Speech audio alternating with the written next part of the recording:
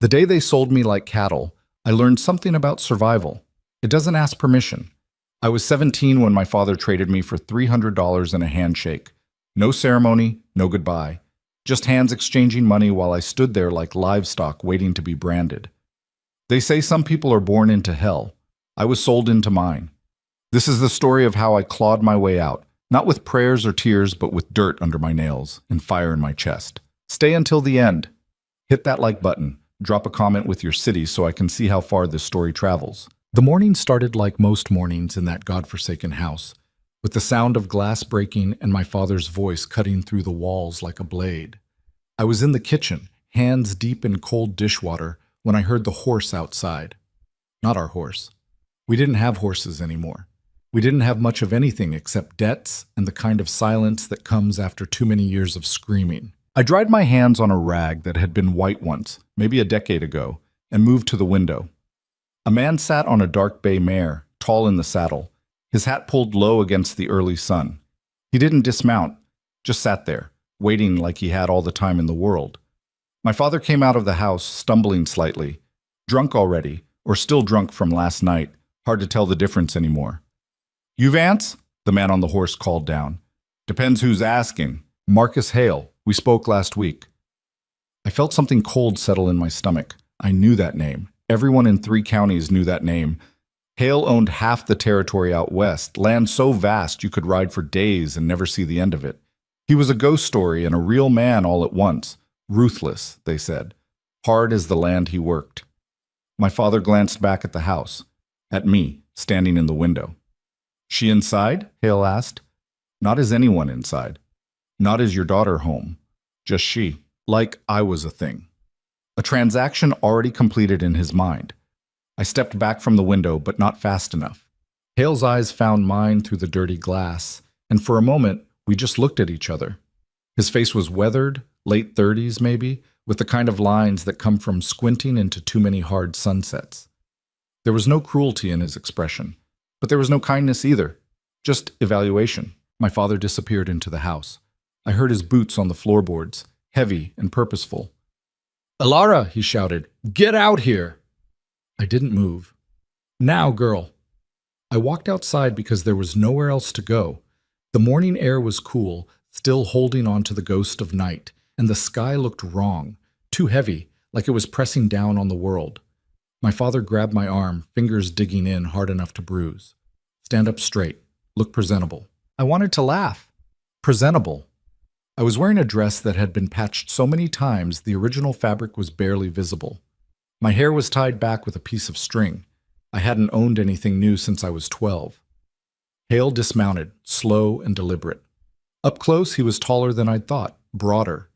He smelled like leather and wood smoke and something else, the kind of clean scent that comes from open spaces and wind. He looked at me the way you'd look at a horse before buying it, not leering, not hungry, just assessing. "She healthy?" he asked my father.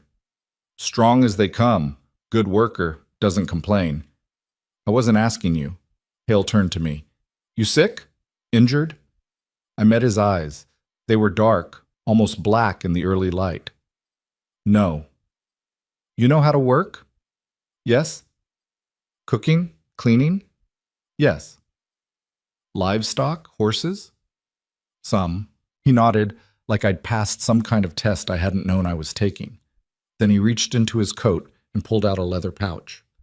The coins inside made a sound that seemed too loud in the quiet morning.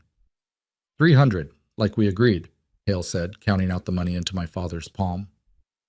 I watched the transaction happen, watched my father's face light up the way it only did when he was holding money or a bottle, watched him count it twice, lick his thumb down, count it again.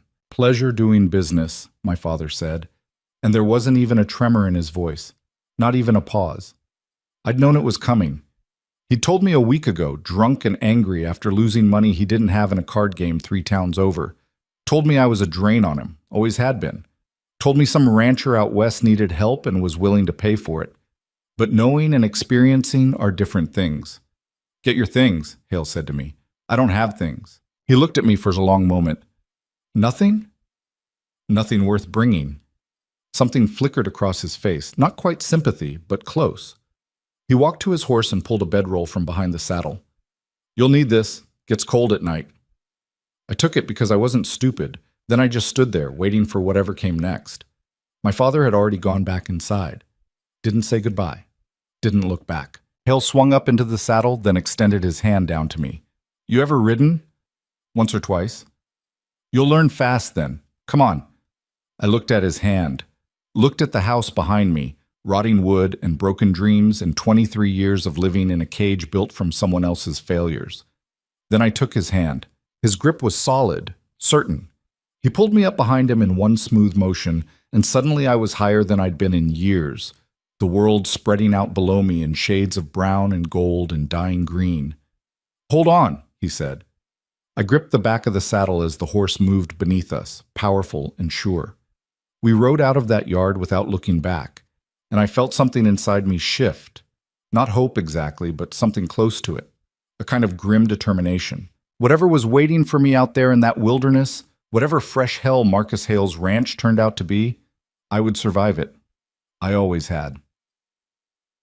The ride took 3 days. Hale didn't talk much. He'd find a spot to camp when the lights started dying, build a fire with practiced efficiency, and hand me jerky and hardtack without comment. We'd eat in silence, then he'd roll himself in a blanket on one side of the fire while I took the other. He didn't try anything. Didn't even look at me the wrong way. Somehow that made it worse, like I wasn't even worth the consideration. On the second day, we passed through a town, if you could call it that. A handful of buildings clustered around a crossroads like they were afraid to be alone. Hale stopped at the general store and came out with supplies. He also handed me a package wrapped in brown paper. "What is it?" I asked. "Boots. Yours are falling apart." I looked down at my feet. He was right. The soles were more whole than leather. "Try them on. They fit. Well-made, sturdy, probably cost more than everything I'd ever owned combined." "Thank you," I said, because I'd been raised with some manners, even in hell. He just nodded and mounted up again. That night, camped under stars so thick they looked like spilled salt, I finally asked the question that had been burning in me since we left. "Why'd you buy me?" Hale was quiet for so long I thought he wouldn't answer. Then, "Needed help. Heard your father was looking to make a deal. So you bought a person." "I bought labor. There's a difference." "Is there?" He looked at me across the fire. "You're free to leave any time you want. Won't stop you. Won't chase you down." "Where would I go?" "Anywhere but back there." "Fair point." "The ranch," he continued. "It's big. Needs work. Lots of it. You pull your weight, you'll have food, shelter, and a wage at the end of every month." "A wage?" $20. More if you prove yourself." I stared at him. $20 was more money than I'd ever had in my life. "Why didn't you just hire someone normal then?" "Tried. No one wants to work that far out. Too isolated, too hard. So you bought someone who couldn't say no." His jaw tightened. "When you put it like that, yeah, guess I did." At least he was honest. "What happens if I can't do the work?" I asked. "Then you can't do it, but I think you can. You don't know anything about me. I know you've got that look." "What look?" "The look of someone who's been fighting their whole life. People like that don't quit easy." He was right about that too. We rode on. I knew we were close when the land started changing. The scrubby plains gave way to rolling hills, and in the distance, mountains rose like broken teeth against the sky. The grass here was greener, fed by streams that cut through the valley like silver veins. It was beautiful in a harsh, unforgiving kind of way.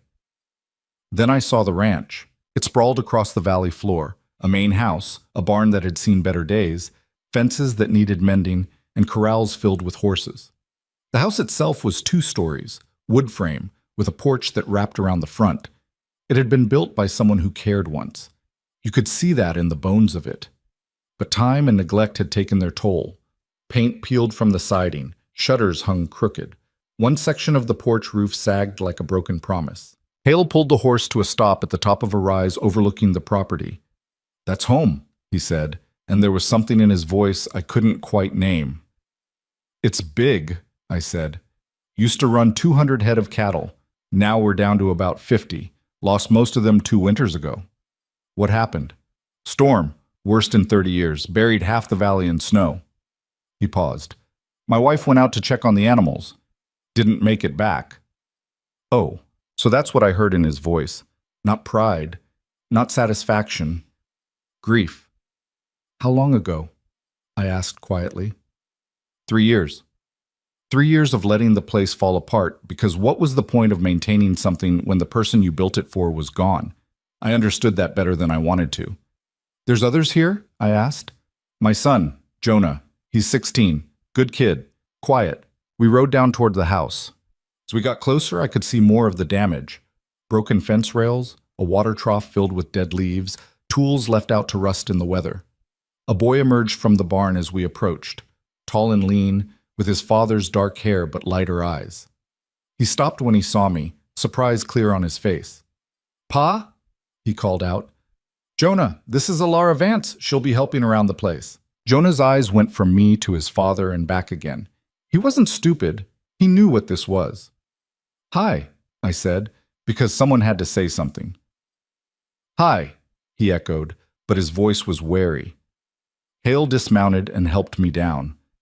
My legs were shaky after 3 days on horseback, and I stumbled slightly.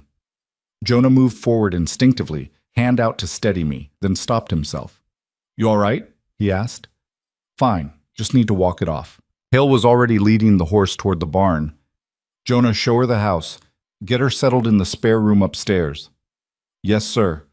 We stood there awkwardly for a moment after Hale disappeared into the barn. I'm not here to cause trouble, I said finally. Jonah looked at me, really looked at me. You got a choice in this. Not much of one. He nodded slowly. Yeah, figured. Then surprisingly, he smiled, just a little. Well, welcome to the middle of nowhere. Hope you like hard work and terrible coffee. Despite everything, I almost smiled back. I've had worse. Doubt it. Come on, I'll show you around. Ta-tum. The house was bigger inside than it looked. The main floor had a kitchen, a living area with a stone fireplace, and a small office crammed with papers and ledgers. Everything was covered in a fine layer of dust. We don't use most of it, Jonah explained as he led me upstairs. Pa sleeps down here in the office most nights. I've got a room up here. There's 2 more. One was... He stopped. One's still set up as a guest room. You can have that one. He pushed open a door at the end of the hall. The room was small but clean, with a bed, a dresser, and a window that looked out over the valley. Someone had made an effort here. There were curtains on the window, a quilt on the bed. Ma used to keep this ready, Jonah said quietly, in case we had visitors. You don't have to give me this room. Yeah, I do. Pa would have my hide if I put you anywhere else. He set my bedroll on the bed. Bathroom's down the hall. Water's usually warm in the evenings after the sun's been on the tank. You need anything? I'm fine. He lingered in the doorway. Look, I know this is weird. I don't know what Pa was thinking, and I'm not saying this is right, but for what it's worth, he's not a bad man. He's just... broken? Yeah, something like that. After he left, I sat on the bed and looked around my new prison. Because that's what it was, really. Prettier than the last one, maybe. Bigger. But still a cage. I could run. Hale had said I could leave any time, but to where? To what? No. Running was done. If I was going to be stuck here, I'd make the best of it. What? Dinner that first night was tense. Jonah had made stew from dried beef and vegetables that had seen better days. We ate at a scarred wooden table in the kitchen, the silence broken only by the scrape of spoons on bowls. You'll start tomorrow, Hale said finally. Kitchen and house first, then we'll see what else you can handle. All right. Jonah will show you where everything is. I can do that, Jonah said. More silence. I finished my stew and stood to clear the dishes. Both of them looked at me like I'd sprouted wings. What? I asked. You don't have to do that, Jonah said. I'm going to be doing dishes anyway. Might as well start now. I carried the bowls to the sink and started working. The pump was stiff, but I got it going. Behind me, I heard the scrape of chairs as they both stood. She's tougher than she looks, Jonah said quietly. Yeah, Hale replied. I know. I woke before dawn the next morning, old habits dying hard. The house was quiet and dark.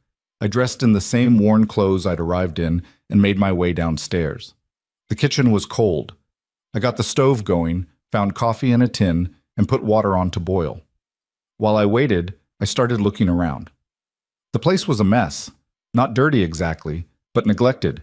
Pots and pans piled haphazardly in cupboards. Dry goods stored without any organization. A layer of grease on every surface. I'd seen worse. Hell, I'd lived worse. By the time the sun started creeping over the mountains, I had coffee brewing and had made a mental inventory of what needed doing. Hale appeared first, drawn by the smell. He stopped in the doorway, taking in the scene. Me at the stove, coffee ready, the kitchen already looking more organized. "You're up early," he said. "So are you." Ranch doesn't run itself. House doesn't clean itself. The ghost of something that might have been a smile crossed his face. Fair enough. He poured himself a cup of coffee and stood by the window, looking out at his land while the sky turned from black to gray to gold. "It's beautiful," I said quietly. "The valley." "It is." He took a sip of coffee. "We built this place when I was 25, my wife and I. We were going to have a dozen kids, fill this whole house with noise and life." He paused. "Funny how things turn out. I didn't know what to say to that, so I said nothing." Jonah came down a few minutes later, yawning and rumpled. He stopped dead when he saw the coffee. "Is that fresh?" "Made it this morning," I said. He poured himself a cup and took a sip. His eyes widened. "You actually know how to make coffee." "It's not hard." "You haven't tasted Pa's coffee." "I heard that," Hale said mildly. "You were meant to." There was affection in the banter, easy and worn smooth by years of practice. It made something in my chest ache. After breakfast, Jonah gave me a proper tour. The barn was massive, built to hold equipment and feed and horses. Currently, it held about half of what it should. "We used to have hands," Jonah explained, 6 or 7 guys working year-round. But after Ma died, Pa let them all go. Said he didn't need them. Did he? Need them? Yeah, we can barely keep up with what we've got now. He showed me the chicken coop, the smokehouse, the root cellar. "Most of this is your domain now, I guess. Pa and I handle the animals and the land. You handle everything else." Everything else turned out to be a lot. I spent the first week just getting the house in order, scrubbing floors, washing windows, organizing the kitchen until it made sense. I found dishes that hadn't been used in years, linens stored away and forgotten. In the evenings, I'd collapse into bed with muscles screaming and hands raw, but there was something satisfying about it. Something clean. By the second week, I'd expanded my territory. I fixed the broken shutters with nails I found in the barn. I patched the hole in the porch roof with spare wood. I weeded the garden plot behind the house that had gone wild. Hale and Jonah watched all this with a mixture of surprise and something else I couldn't quite name. "She doesn't quit, does she?" I heard Jonah say one evening. "No," Hale replied. "She doesn't." I wasn't doing it for them. I was doing it for me. Every broken thing I fixed, every piece of order I created from chaos was proof. Proof that I was more than what I'd been sold for. Proof that I could take something dying and make it live again. Proof that I mattered. 3 weeks in, I made my first mistake. I was in the barn, trying to move a bag of feed that was too heavy. I should have asked for help. Should have waited. But I'd been managing on my own my whole life, and old patterns are hard to break. I was halfway across the barn when my foot caught on something. I went down hard, the bag landing on top of me, driving the air from my lungs. I lay there stunned and gasping when I heard boots running. "Alara!" Jonah's voice sharp with panic. He hauled the bag off me with strength I didn't know he had, then knelt beside me. "Are you hurt? Can you breathe?" I nodded, still trying to get air back into my lungs. "What the hell were you thinking?" Hale's voice, not panicked, but hard. "That bag weighs 100 pounds. I've lifted heavier," I managed. "Not alone, you haven't. Not here." He reached down and pulled me to my feet with one easy motion. For a second, I was close enough to see the worry in his eyes before it shuddered away behind that wall he kept up. "If you need help, you ask," he said. "That's not weakness. That's sense. I can handle myself. I know you can. But you don't have to anymore. That's the whole point." I looked at him, this hard man who'd bought me like livestock, and then given me boots and a room with curtains, and told me I was free to leave. "I don't know how to do that," I said quietly. "What?" Ask for help. I don't know how. Something in his expression softened. Then learn. Start now. You need help with the feed? I wanted to say no. Every instinct screamed to refuse, but I swallowed my pride and nodded. Yeah, I need help. Between the three of us, we got the feed stored properly. And when we were done, Hale clapped me on the shoulder, brief, impersonal, but somehow more meaningful than any words. Summer deepened into fall. The days grew shorter, the air sharper. I fell into a rhythm with the work, with the ranch, with the two men I now shared my life with. Jonah and I developed an easy friendship. He taught me how to handle the horses properly, showed me which cattle were troublemakers, told me stories about growing up here when the place was thriving. Hale remained distant but not unkind. He treated me with respect, paid me on time, and slowly, so slowly I almost didn't notice, started asking my opinion on things. What we should plant in the garden, whether we needed more chickens, how to organize the supply runs. I wasn't property anymore. I wasn't quite family, but I was something. Then came the day that changed everything. It was early October, cold enough that you could see your breath in the morning. Hale was working with a new horse in the corral, a massive black stallion he'd bought off a rancher passing through. The horse was beautiful and mean as hell. I was hanging wash on the line when I heard the commotion. Shouts, the thunder of hooves. I dropped the sheet I was holding and ran. The stallion had Hale cornered against the fence, rearing and striking with hooves that could crush a skull. Hale was on the ground, one arm up to protect his head, trapped. I didn't think. I grabbed the nearest thing, a metal bucket, and charged into the corral, yelling and banging the bucket against the fence. The noise was deafening. The horse wheeled toward me, ears flat, eyes rolling. "Come on!" I screamed at it. "Over here!" It charged. I dove to the side, rolled, came up running. The horse followed, giving Hale time to get to the fence and over it. Now I was alone in the corral with 1,500 pounds of pissed-off animal. "Alara, get out!" Hale's voice, ragged. But the horse was between me and the fence. I backed up slowly, keeping my eyes on it, speaking in a low, steady voice. "Easy, easy now. Nobody's trying to hurt you." The stallion snorted, pawed the ground. "You're just scared, aren't you? New place, new people. I get it." I kept talking, kept backing up, until my shoulders hit the fence. The horse advanced slowly. Then Jonah was there, coming in from the other side, rope in hand. He got the loop around the stallion's neck just as it lunged at me. The horse turned on him instead, but now Hale was back in, moving despite what must have been screaming pain. Together, they got the horse under control and into a stall. I sagged against the fence, shaking. Hale climbed back over and just stood there, looking at me.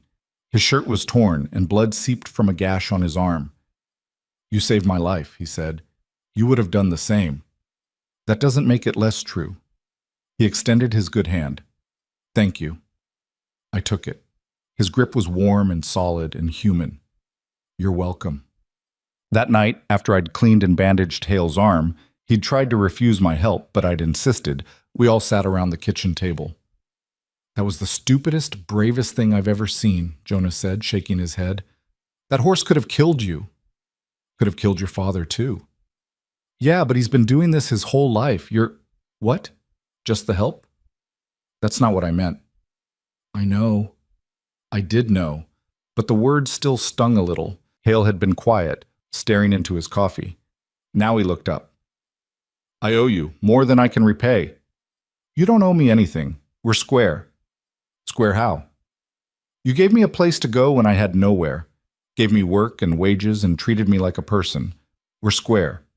He held my eyes for a long moment. "You're not what I expected." "What did you expect?" "Someone broken. Someone who'd do the minimum and coast. Instead, I got someone who's rebuilding my ranch and saving my life." "I'm not rebuilding your ranch." "You're not." He gestured around at the kitchen, at the house beyond. "Everything you've touched has come back to life. The garden's producing. The house is clean. Things work again. That's not rebuilding?" I didn't know what to say to that. "You're more than help, Ilara," he said quietly. "You've become part of this place. Part of—" He stopped himself. "Part of what makes it run. Part of what makes it home," I thought he'd been about to say. But he didn't. Not yet. Winter came hard and fast that year.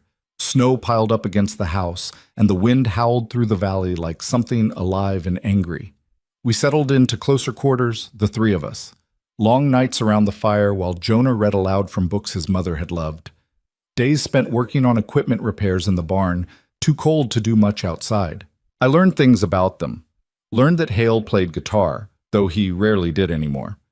Learned that Jonah wanted to be a veterinarian someday. Learned that they both missed the woman who'd died 3 years ago, with an ache that hadn't faded. They learned things about me too, though I didn't give up my secrets easily. Small things at first. That I'd never learned to read music, that I was afraid of deep water, that I dreamed sometimes of a life where I hadn't been sold, but I didn't know what that life would look like. One night, snowed in and restless, Jonah asked me about my family. "Don't have one," I said. "What about your mother?" "Died when I was young, some kind of fever." "And your father?" I was quiet for a long time. He was a hard man, made harder by circumstances. Or maybe he was always that way and I just didn't see it when I was young. "Did he ever—" Jonah hesitated. "Did he ever hurt you?" Hale looked up sharply from the saddle he was mending. "Not in the way you're thinking," I said carefully. "He never hit me, if that's what you're asking. But there are other ways to hurt someone. Other ways to make them feel worthless." "I'm sorry," Jonah said quietly. "Don't be. It made me strong. Made me a survivor. That's worth something." "It's worth everything," Hale said, and there was something fierce in his voice. "Survival is what separates the living from the dead. Never apologize for surviving." Our eyes met across the room, and I felt something shift, some understanding passing between us. We were the same, him and me, both survivors of different kinds of loss, both trying to rebuild from the wreckage. Spring arrived like a promise kept, melting the snow and turning the valley green again. With the thaw came work, calving season, fence repairs, getting the fields ready for planting. I threw myself into it all, working alongside Hale and Jonah from dawn until dark. My hands got rougher, my skin darkened from the sun, and I felt myself changing, growing stronger, more certain. This place was changing me. Or maybe I was just becoming who I'd always been meant to be. One morning in early April, I was in the barn when I heard horses approaching. A lot of them. I stepped outside to see 5 men riding into the yard. They had the look of hired guns, hard-eyed and well-armed. The man in front was older, maybe 50, with a beard going gray and a face like weathered leather. Hale came out of the house, Jonah right behind him. I saw Hale's hand rest casually on the gun at his hip. "Colton Briggs," Hale said, and his voice was flat. "What brings you to my land?" "Just being neighborly, Hale. Thought I'd check in, see how you're managing out here all alone." "We're managing fine." Briggs' eyes swept over the ranch, taking in the repairs, the organization. Then they landed on me. He smiled, and it wasn't a nice smile. "Who's this?" "None of your concern. Pretty girl, awful isolated out here. Hope she's being taken care of properly." I felt my hands curl into fists. Hale stepped forward, putting himself between me and Briggs. "State your business or ride on." "Business?"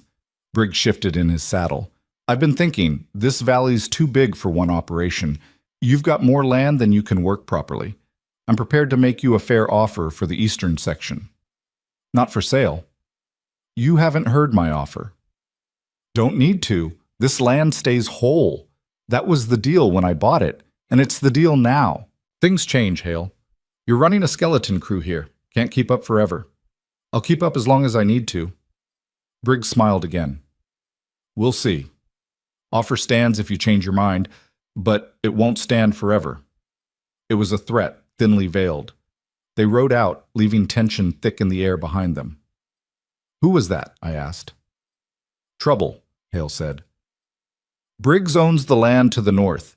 He's been trying to buy me out for years. Every time I say no, he gets a little more aggressive." "What kind of aggressive?" "The kind that cuts fences and spooks cattle and makes accidents happen." He looked at me. "You need to be careful from now on. Don't go anywhere alone. Stay close to the house or the barn." "I'm not afraid of him." "You should be. Men like Briggs don't take no for an answer." But as I watched Hale walk back to the house, shoulders tight with worry, I felt something different than fear. I felt anger. This was my home now, mine, and I'd be damned if I'd let some bully take it. The next morning, I found the first fence cut. I'd gone out early to check on the cattle in the eastern pasture, the same land Briggs had tried to buy. 3 sections of barbed wire had been cleanly severed, and 20 head of cattle were gone, just vanished into the pre-dawn darkness like they'd never existed. I ran back to the house, my boots slipping in the dew-wet grass. Hale was already up, standing on the porch with his coffee, watching the sun break over the mountains. "The fence is cut," I said, breathless. "Eastern pasture, cattle are gone." His jaw tightened, and for a moment I saw something dangerous flash in his eyes. Then it was gone, replaced by that carefully controlled calm he wore like armor. "How many head?" 20, maybe more. I didn't count exactly. He set his coffee down with deliberate precision. "Jonah!" he called. "Get the horses saddled, now." Jonah appeared from the barn, took one look at his father's face, and moved faster than I'd ever seen him move. We rode out together, the 3 of us, following the trail the stolen cattle had left. It wasn't hard to track. They hadn't bothered to hide their tracks. That's what made it worse. They wanted us to know. The trail led north, straight toward Briggs's land. Hale pulled up at the property line, staring at the clear evidence of where our cattle had been driven across. His hands were white-knuckled on the reins. "Pa," Jonah said quietly, "we can't just ride onto his land. That's asking for a fight. Maybe a fight's what we need. And maybe a fight's exactly what he wants. You go over there guns blazing, you'll give him cause to call the law. Say you were trespassing, threatening him." I watched Hale struggle with it, the need for action warring with sense. Finally, sense won. Barely. "We go to town," he said. "File a complaint with the sheriff." "You think the sheriff will help?" I asked. Hale's laugh was bitter. "No, but at least we'll have it on record." We turned the horses and rode back in silence. The whole way, I could feel the anger radiating off Hale like heat from a forge. This was more than stolen cattle.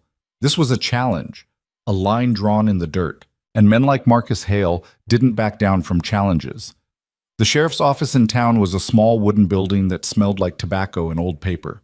The sheriff himself was a heavy-set man named Dutch Carter, with a face that had probably been hard once but had gone soft around the edges. He listened to Hale's complaint with the expression of a man who'd heard it all before and cared about none of it. "You got proof it was Briggs?" he asked when Hale finished. "Tracks lead straight to his property." "Tracks don't mean much. Could have been anyone drove them that direction." "Dutch, you know damn well, I know you and Briggs have history. I know you don't like each other, but unless you got actual proof, there's nothing I can do." "So he can just steal from me and you'll sit here doing nothing?" Dutch leaned back in his chair, making it creak. "I'll ride out there, have a talk with him. But between you and me, Marcus, you might want to consider his offer. Sell that eastern section. Get some peace." Hale's hands curled into fists on the desk. "That land was my wife's favorite place on the whole ranch. We scattered her ashes there. I'm not selling it so some land-grabbing bastard can—" "Marcus," Jonah's hand on his father's shoulder, gentle but firm. "Let's go." Outside, Hale stood on the wooden sidewalk, breathing hard, staring at nothing. "He's not going to help," I said. "No, he's not." "So what do we do?" Hale looked at me, and for the first time since I'd met him, he looked lost. "I don't know. We can't guard every inch of fence. Can't watch the cattle day and night. We're 3 people trying to run a ranch that needs 10. "Then we get smarter," I said. "We figure out what he wants and make it harder for him to get it. What he wants is my land." "No. What he wants is for you to give up. There's a difference." Jonah was nodding. "She's right. He's trying to break us down, make us desperate enough to sell, so we don't let him see us sweat." Hale looked between us, something shifting in his expression. "When did you 2 get so smart?" "We learned from watching you be stubborn," Jonah said with a half smile. We rode back to the ranch, and I spent the ride thinking, planning. By the time we got home, I had the beginnings of an idea. That night after dinner, I laid it out. "We can't stop him from cutting fences," I said, "but we can make it pointless. We move the main herd closer to the house, keep them in the pastures we can actually see. The eastern section, we use it for something else." "Like what?" Hale asked. "Horses, the ones we're breaking. They're harder to steal than cattle, and they're worth more. If he wants to cut fences there, all he'll find is empty grass. And if he goes after the horses? Horses are smart. Cattle are dumb and slow. Horses will run, make noise, cause a ruckus. We'll hear it. Hale considered this, his fingers drumming on the table. It's not a bad idea. It's a start, I said, and we fortify here. Fix every weak point. Make this place a fortress he can't crack. That's a lot of work. Good thing I like work. Something that might have been respect crossed Hale's face. All right, we try it your way. Over the next 2 weeks, we transformed the ranch. I worked harder than I'd ever worked in my life, and that was saying something. We moved the cattle, reinforced every fence within sight of the house, and set up a rotation where someone was always awake, always watching. I took the midnight to dawn shift most nights. I didn't sleep much anyway, and I liked the quiet of those hours. Just me and the stars and the sound of the wind through the valley. One night, about 3 weeks after the first theft, I was sitting on the porch with a rifle across my lap when I heard movement in the barn. Too heavy to be a cat, too deliberate to be random. I stood slowly, clicking the safety off, and moved toward the barn. The door was cracked open. Through the gap, I could see a figure moving in the shadows, doing something near the feed storage. I pushed the door open with my foot, rifle raised. Don't move. The figure spun. It was a young man, maybe 20, dressed in dark clothes. He had a can of something in his hand, and the smell hit me immediately. Kerosene. Drop it, I said. He hesitated. I said, drop it. The can hit the floor with a hollow thunk. His hands came up slowly. Who sent you? I asked. Nobody sent me. I just, try again. You're standing in my barn with enough kerosene to burn this place to the ground. Someone sent you. He swallowed hard, his eyes darting to the door behind me. Looking for an escape? I asked. You'd have to get past me first, and I grew up with nothing to lose. How about you? That seemed to break something in him. Briggs, Colton Briggs. He said just to scare you, not to actually scare us by burning our barn down? Just a small fire. Just enough to make you think about selling. I heard footsteps behind me. Hale appeared in the doorway, his own rifle in hand, Jonah right behind him. What's this? Hale asked, his voice deadly calm. Briggs sent him to torch the barn, I said. Hale's face went dark. He walked up to the young man, and I saw the kid shrink back. But Hale didn't hit him, just looked at him with those hard eyes. You know what happens to arsonists out here? Hale asked quietly. The kid shook his head. Nothing good. Now I'm going to give you 2 choices. 1, I can tie you up and ride you into town, let the sheriff deal with you. Of course, the sheriff's in Briggs's pocket, so that might not go the way you hope. What's the second choice? You walk out of here right now and you tell Briggs that if he wants this ranch, he's going to have to come take it himself. And you tell him that next time he sends someone in the night, that someone's going home in a box. Understand? The kid nodded frantically. Get out! He ran. We listened to the sound of hoofbeats fading into the distance. Should have held him, Jonah said. Could have used him as evidence. Evidence for what? Hale asked. Dutch won't do anything. This way, we send a message. What message? I asked. That we'll let them walk away? That we know, that we're watching, that we're not afraid. He looked at me. Good catch. If you hadn't been out here, that's why I'm out here. He nodded slowly. You didn't have to take midnight watch. That's the hardest shift. I know. So why do you? I thought about how to answer that. Because this place matters to me. I don't know when that happened, but it did. And I'm not going to let someone burn it down. In the lantern light, I saw something in Hale's expression I hadn't seen before. Something soft. Thank you, he said quietly. For what? For caring about all this. You didn't have to. Yeah, I did. We stood there in the barn, the 3 of us, and I felt something solidify. We weren't just people living in the same place anymore. We were a unit, a team, a family, almost. The thought scared me more than the fire ever could have. The next day I was in the house making bread when Jonah came running in, his face flushed with excitement. Alara, come quick. You have to see this. I wiped the flour off my hands and followed him outside. He led me to the eastern pasture, where Hale was standing by the fence, looking at something in the distance. As I got closer, I saw what they were staring at. The horses we'd moved out there, the ones we were breaking, were running. Not panicked running, but playing. And in the middle of them was a new foal, all spindly legs and awkward grace. Morning Glory dropped her baby last night, Jonah said, grinning. Must have been right after you came in from watch.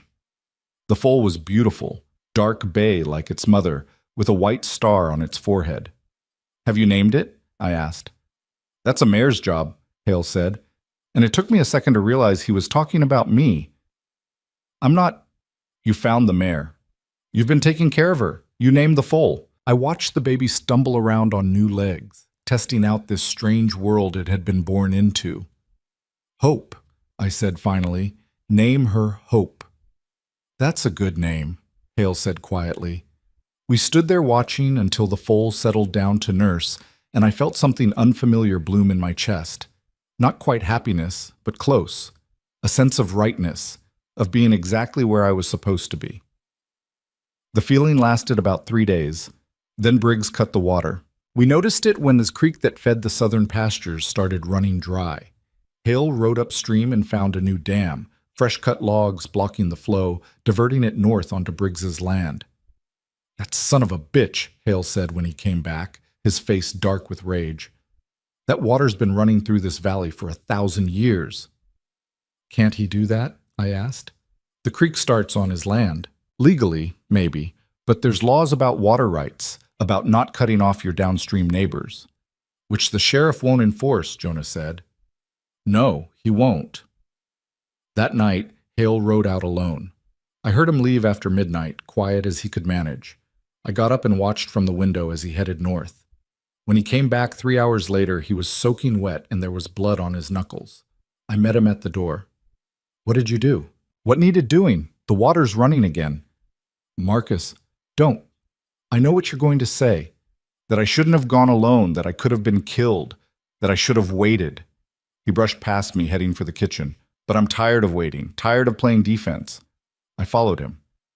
So what, you're just going to keep escalating until someone ends up dead? Better him than us. And what about Jonah? What about this place? You die in some stupid fight. What happens to all of this? He spun to face me, and the rawness in his expression made me take a step back. You think I don't know that? You think I don't lie awake every night terrified that I'm going to fail my son the same way I failed my wife? You didn't fail her. She died because I couldn't protect her. Because I let her go out in that storm. Because I was too stubborn to ask for help, to hire more hands, to admit we were in over our heads. His voice cracked. And now, I'm doing it again, putting everyone at risk because I can't let go of this land. I'd never seen him like this. The armor was gone, stripped away, and underneath was just a man drowning in grief and fear and exhaustion. Then let me help, I said. Really help. Not just with the house and the cooking, but with all of it. Teach me the ranch work. Teach me how to track cattle, how to read the land, how to do everything you and Jonah do. Make me useful. You are useful. I mean, really useful. Stop treating me like I'm delicate. I'm not. I never was. He looked at me for a long moment. No, you're not. So teach me. It's hard work. Harder than what you've been doing. Good. I like hard work, remember? Something that might have been a smile ghosted across his face. All right, we start tomorrow. True to his word, the next morning, Hale pulled me out of bed before dawn and handed me a pair of worn leather gloves. If you're going to work cattle, you'll need these, he said. The work was brutal. He taught me how to rope, how to brand, how to check hooves for rot and eyes for infection, taught me to read the sky for weather, the grass for drought, the behavior of the herd for signs of predators or disease. I fell into bed every night with new bruises and aching muscles. But I learned fast, driven by a need I couldn't quite name. Jonah watched all this with bemused approval. She's better at this than half the hands we used to have, he told his father one evening. She's tougher than all of them, Hale replied. I tried not to let that compliment mean as much as it did. 3 weeks into my new education, we were working the northern fence line when we found more damage. Not just cut wire this time, but entire posts pulled out of the ground. A section of fence about 100 yards long just gone. This is different, Jonah said, examining the damage. This is more aggressive. Hale's face was stone. He's pushing harder, testing how far he can go before we break. So what do we do? Before Hale could answer, we heard riders approaching, a lot of them. Briggs appeared over the rise with 8 men, all armed. They spread out in a line, cutting off our retreat. "Hale!" Briggs called out, his voice carrying across the open ground. "We need to talk." "Nothing to talk about, Briggs. Get off my land." "See, that's the problem. I don't think this is your land anymore. I think you've abandoned it. Can't maintain it properly. Can't protect it." "I'm maintaining it just fine." "Really?" "Because I've seen fence down all over this section. Looks neglected to me. Dangerous even. Hate to see someone get hurt because you can't keep up with basic maintenance." It was a threat wrapped in false concern, and everyone knew it. Hale's hand moved toward his rifle, but I grabbed his arm. "Don't," I said quietly. "We're outnumbered." "Listen to the girl," Briggs said. "She's got more sense than you do. Smart girl, pretty too. Shame she's wasting herself out here with a washed-up rancher and his boy." I felt Hale tense beside me. "Briggs, I'm going to give you one chance to ride away before this gets ugly." "Ugly?" Briggs laughed. "It's already ugly, Hale. You just haven't admitted it yet. This valley isn't big enough for both of us. And we both know I've got the numbers, the money, and the backing. You've got pride and dead woman's memory." That's when Hale snapped. He went for his rifle fast, but Briggs's men were faster. 3 guns came up, all pointed at us. "Don't be stupid," Briggs said, his voice cold now. "I didn't come here to kill you, but I will if you make me." I stepped forward, putting myself between Hale and the guns. "We'll fix the fence. We'll handle our land, but you need to leave. Now." Briggs looked at me with something like amusement. "You got fire in you. I like that. Tell you what, you ever get tired of playing house with these two, you come work for me. I pay better. I'm not for sale." "Everyone's for sale, sweetheart. It's just a matter of price." "Not me. Not anymore." Something in my voice must have convinced him I meant it, because he shrugged and turned his horse. "Suit yourself." "But this isn't over, Hale, not by a long shot." They rode off, leaving us standing in the ruined fence line. Hale was shaking, whether from anger or adrenaline or fear. I couldn't tell. Maybe all 3. "We can't keep doing this," Jonah said quietly. "One of these days it's going to end in bloodshed." "I know," Hale said. "I know. That night I couldn't sleep. I kept seeing those guns pointed at us, kept hearing Briggs's voice, the casual cruelty of it, the certainty that he would win. I got up and went downstairs, thinking I'd make tea or just sit by the dying fire. Instead, I found Hale in his office, surrounded by papers and ledgers, a bottle of whiskey on the desk. "Can't sleep either?" I asked from the doorway. He looked up, and I saw he hadn't been drinking. The bottle was full, sealed. He'd just been looking at it. "Used to," he said, "after Mary died. Used to drink until I couldn't feel anything, until the world went soft around the edges and I could pretend for a few hours that everything was fine." "What changed?" "Jonah. He needed a father, not a drunk. So I stopped." He pushed the bottle away. "But nights like this, I think about it, about how easy it would be to just not feel this for a while." I sat down across from him. "Feel what?" "Failure. Fear. The weight of knowing I'm going to lose everything my wife and I built, and there's nothing I can do to stop it." "You're not going to lose. How can you know that?" "Because you've got me, and Jonah, and you're too stubborn to quit." He laughed, but it was a broken sound. "Stubborn. That's one word for it. Stupid might be better." "It's not stupid to fight for something you love, isn't it? When you're outgunned and outmanned and the only thing you've got is pride. Pride's kept you alive this long." He looked at me then, really looked at me. "When did you get so wise?" "I'm not wise. I'm just too angry to quit." "Angry at what?" "Everything. My father, Briggs, the whole world that thinks it can just take and never face consequences." I leaned forward. I spent my whole life being powerless, being something that happened to instead of something that made things happen. I'm done with that. This ranch, this life, it's mine now too.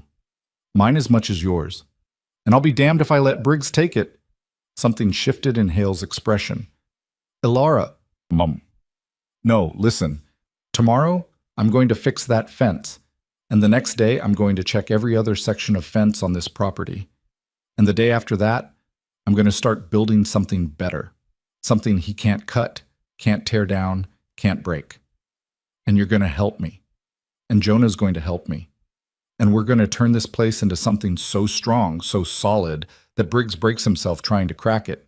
That's going to take time, resources we don't have. Then we get creative. We use what we have. We work smarter. And if it's not enough? I met his eyes. Then we go down fighting, but at least we go down together. He held my gaze for a long moment, and I saw something change in him, some ember of hope rekindling. Together, he repeated. All right, together. We worked through the night, making plans, sketching out new fence designs, plotting patrol routes, figuring out how to maximize our limited resources. By the time the sun came up, we had something that looked almost like a strategy. Jonah found us at dawn, both of us hunched over papers, exhausted but energized. Did you two sleep at all? He asked. Who needs sleep? I said. We've got work to do. And work we did. Over the next month, we rebuilt that ranch from the ground up. Not just fixing what was broken, but making it better. Stronger. I learned to weld, to work metal, to build things that would last. We replaced wood fence posts with steel where we could afford it. Set up warning bells and tripwires in the vulnerable areas. Trained the dogs to patrol at night. It was hard, exhausting. Some days I wanted to collapse and never get up. But every morning I woke up and did it anyway. Because this was my home, my family, my fight. And I'd learned a long time ago that surviving meant never ever giving up. The storm came in August, 3 months after we'd started fortifying the ranch. The sky turned the color of old bruises that morning, purple and green and sickly yellow. The air felt wrong, too still, too heavy, like the world was holding its breath. Hale stood on the porch, watching the clouds build on the horizon. We need to get the livestock in. All of them. Now. We spent the next 4 hours in a frantic race against the weather, driving cattle toward the barn, herding horses into the covered corrals, securing everything that could blow away. The wind picked up gradually, then all at once, hitting us like a physical force. Get inside, Hale shouted over the roar. We've done all we can. We barely made it to the house before the rain started. Not rain, really.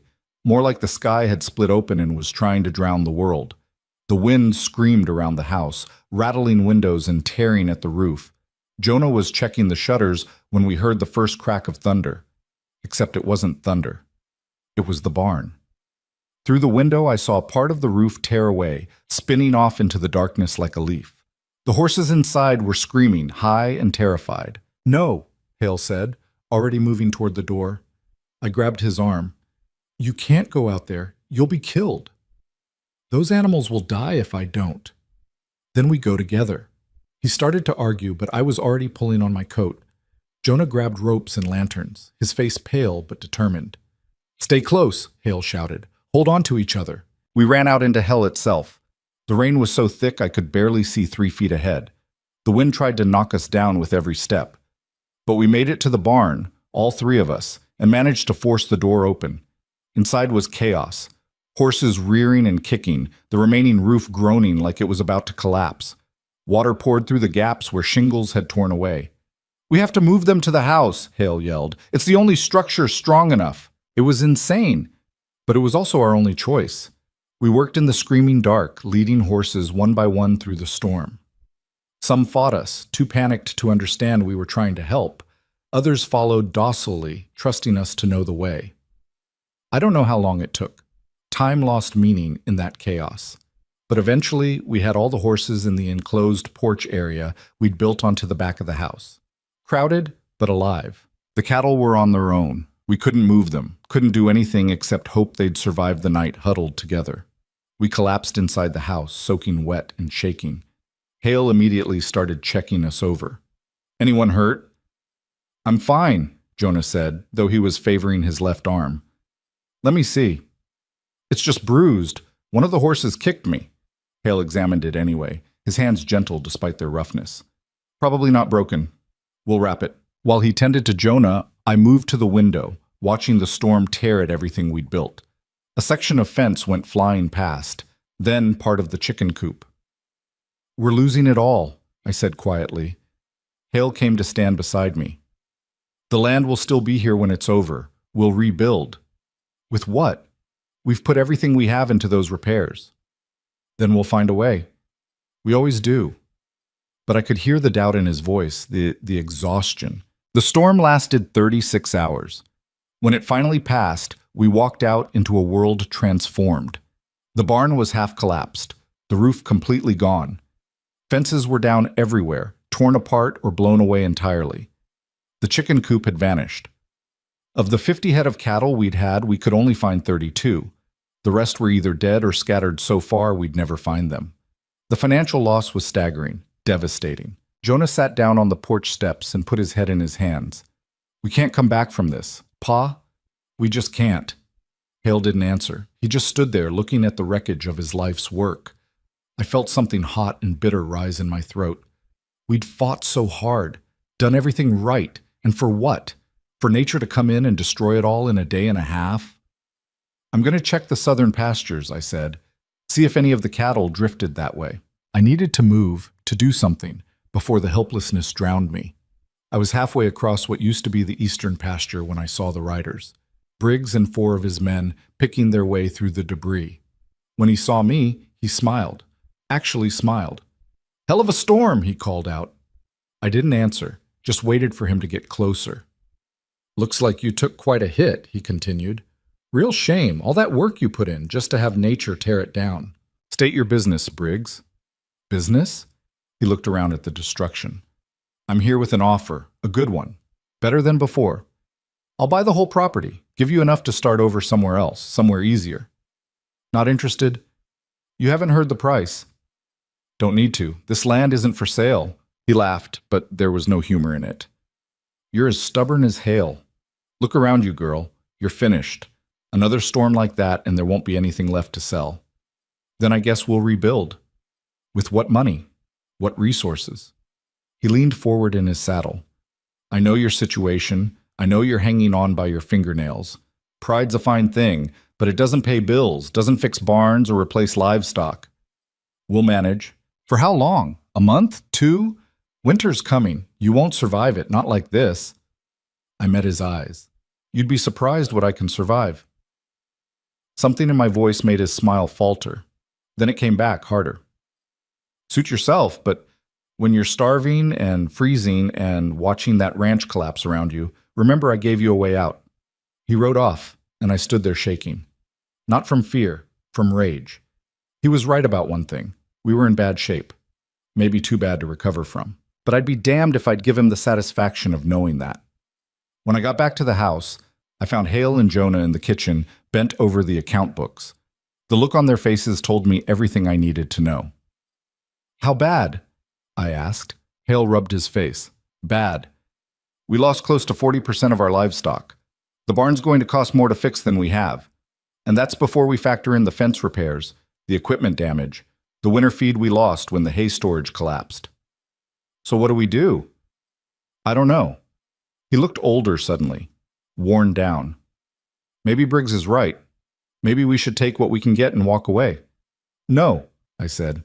"Ilara, no, we don't give up. Not now, not after everything.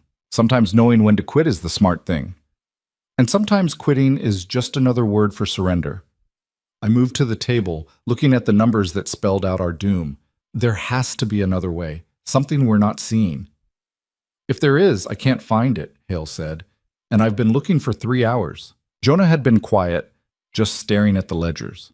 Now he spoke up. "What if we don't rebuild everything?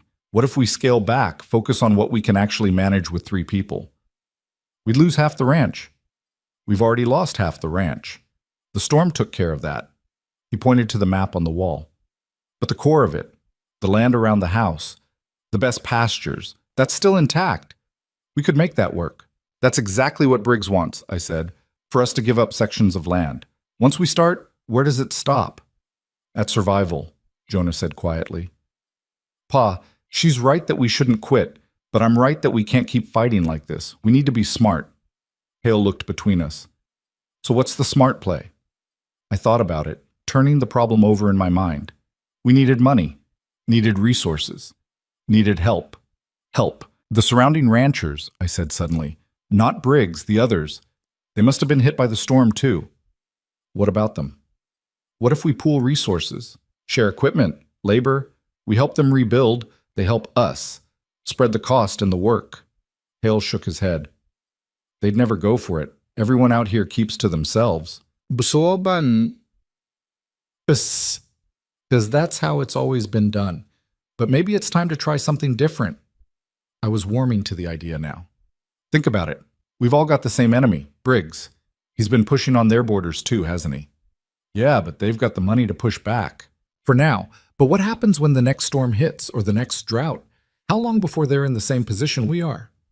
I leaned forward.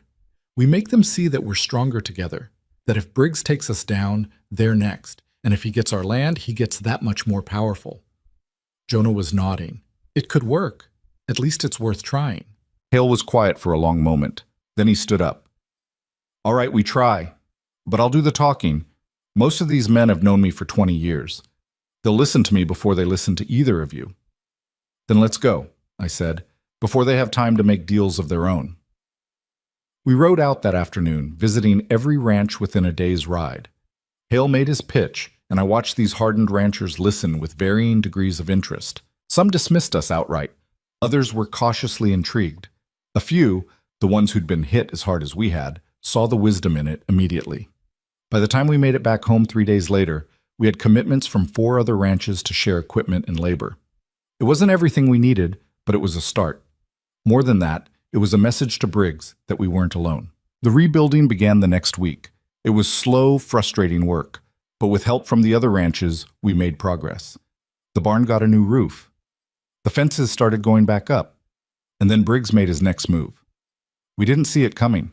He'd been quiet since the storm, which should have been our first warning. Quiet didn't mean gone. It just meant planning. I was the one who found the evidence.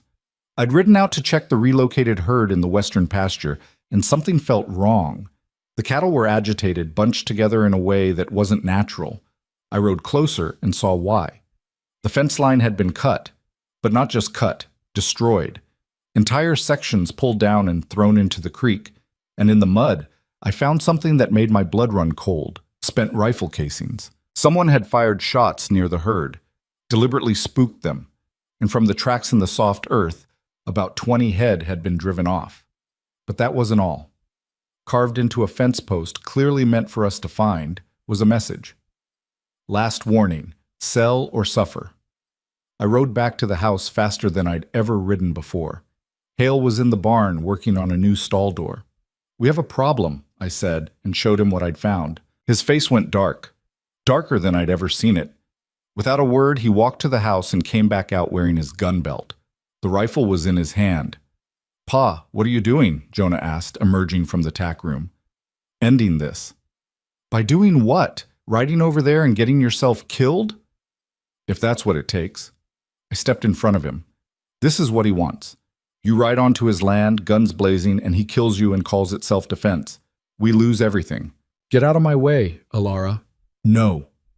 We stood there, locked in a battle of wills. I could see the rage in him, the need to act, to fight back against all the things he couldn't control. Please, I said quietly, don't do this. Don't leave Jonah alone. Don't leave me alone. Something in his eyes shifted. He can't keep getting away with this. He won't. But we have to be smarter than him, better than him. How? I didn't have an answer, not yet, but I knew charging in blind wasn't it. That night, I couldn't sleep again. I kept thinking about Briggs's message, about the escalation, about how this was building towards something violent and final. There had to be another way. Some piece I was missing. I was sitting on the porch in the dark when Jonah found me. Can't sleep either? He asked. No. He sat down beside me. I'm scared. That's stupid, right? I'm 16, almost a man. Shouldn't be scared. Being scared doesn't make you weak. It makes you smart. Pa's not scared. He's just angry. Your Pa's terrified. He just hides it better. Jonah looked at me. How do you know? Because I recognize it. I've been terrified my whole life. You learn to wear it under your skin where people can't see. We sat in silence for a while, listening to the night sounds. What are we going to do?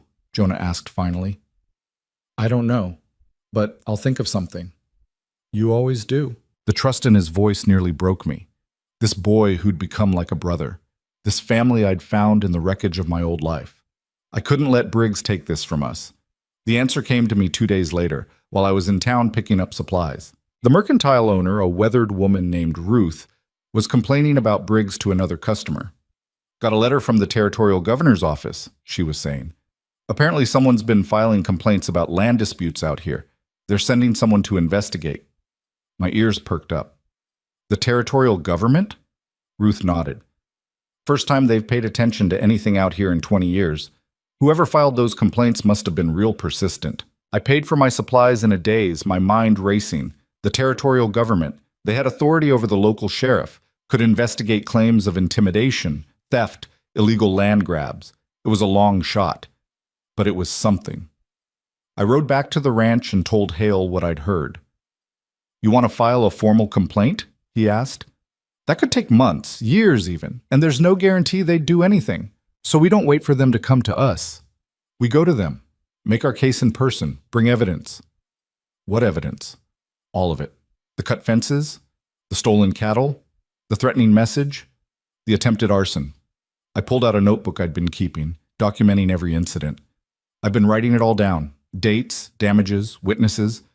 We've got the other ranchers who will testify to his intimidation tactics. Hale looked at the notebook, then at me. When did you start doing this? After the first theft. I figured we might need proof someday. Something like wonder crossed his face. You've been planning this. I've been preparing for it. There's a difference. You're smarter than I gave you credit for. I'm smarter than most people give me credit for. He almost smiled at that. So we take this to the territorial office, present our case, hope they actually do something. It's better than riding into Briggs's ranch and dying. Marginally, but he was considering it. I could see the wheels turning. It would take at least a week to get there and back, he said. Someone needs to stay here and watch the place. I'll go, I said. You and Jonah stay. Protect the ranch. Absolutely not. You're not riding to the capital alone. Why not?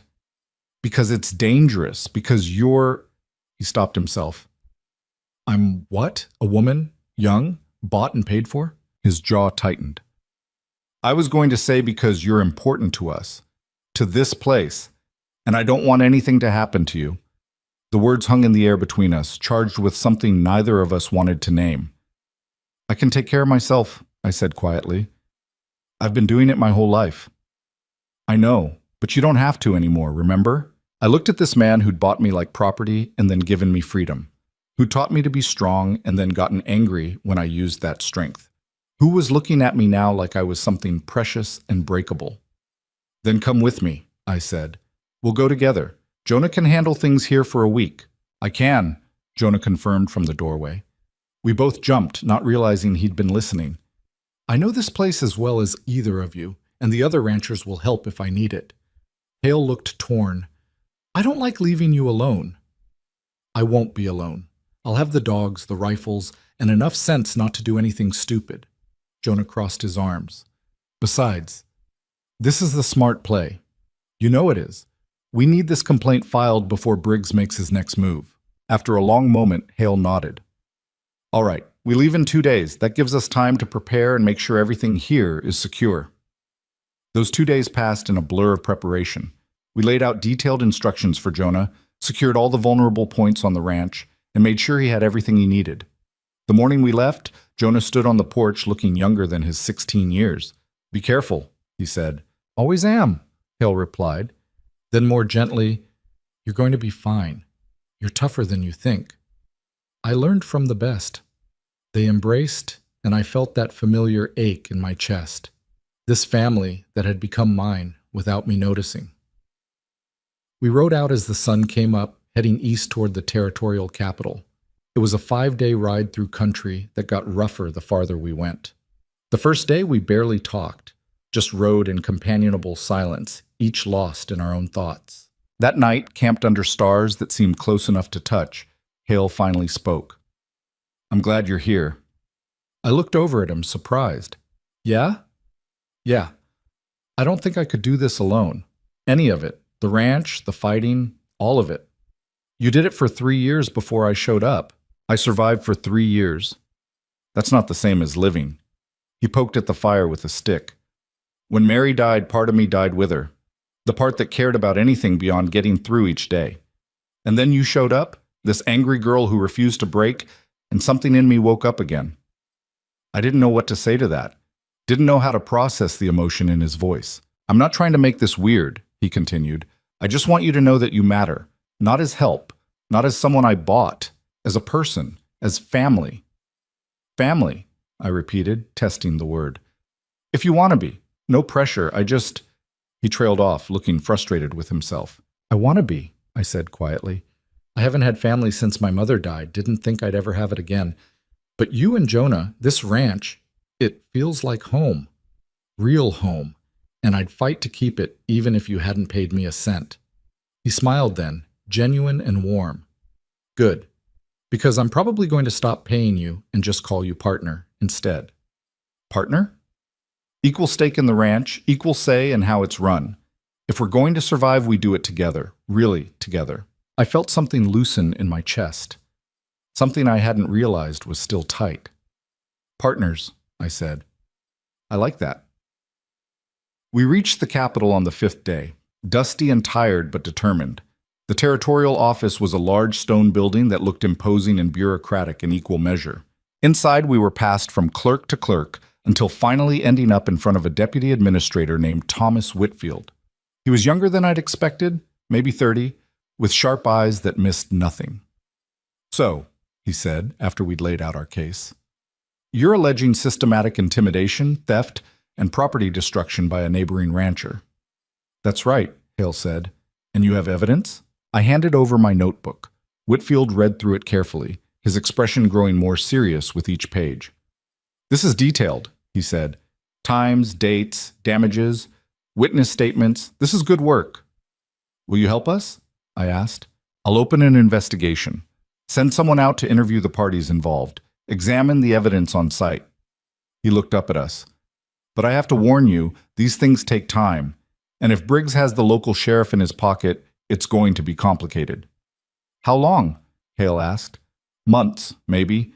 These investigations don't move quickly. We might not have months, I said.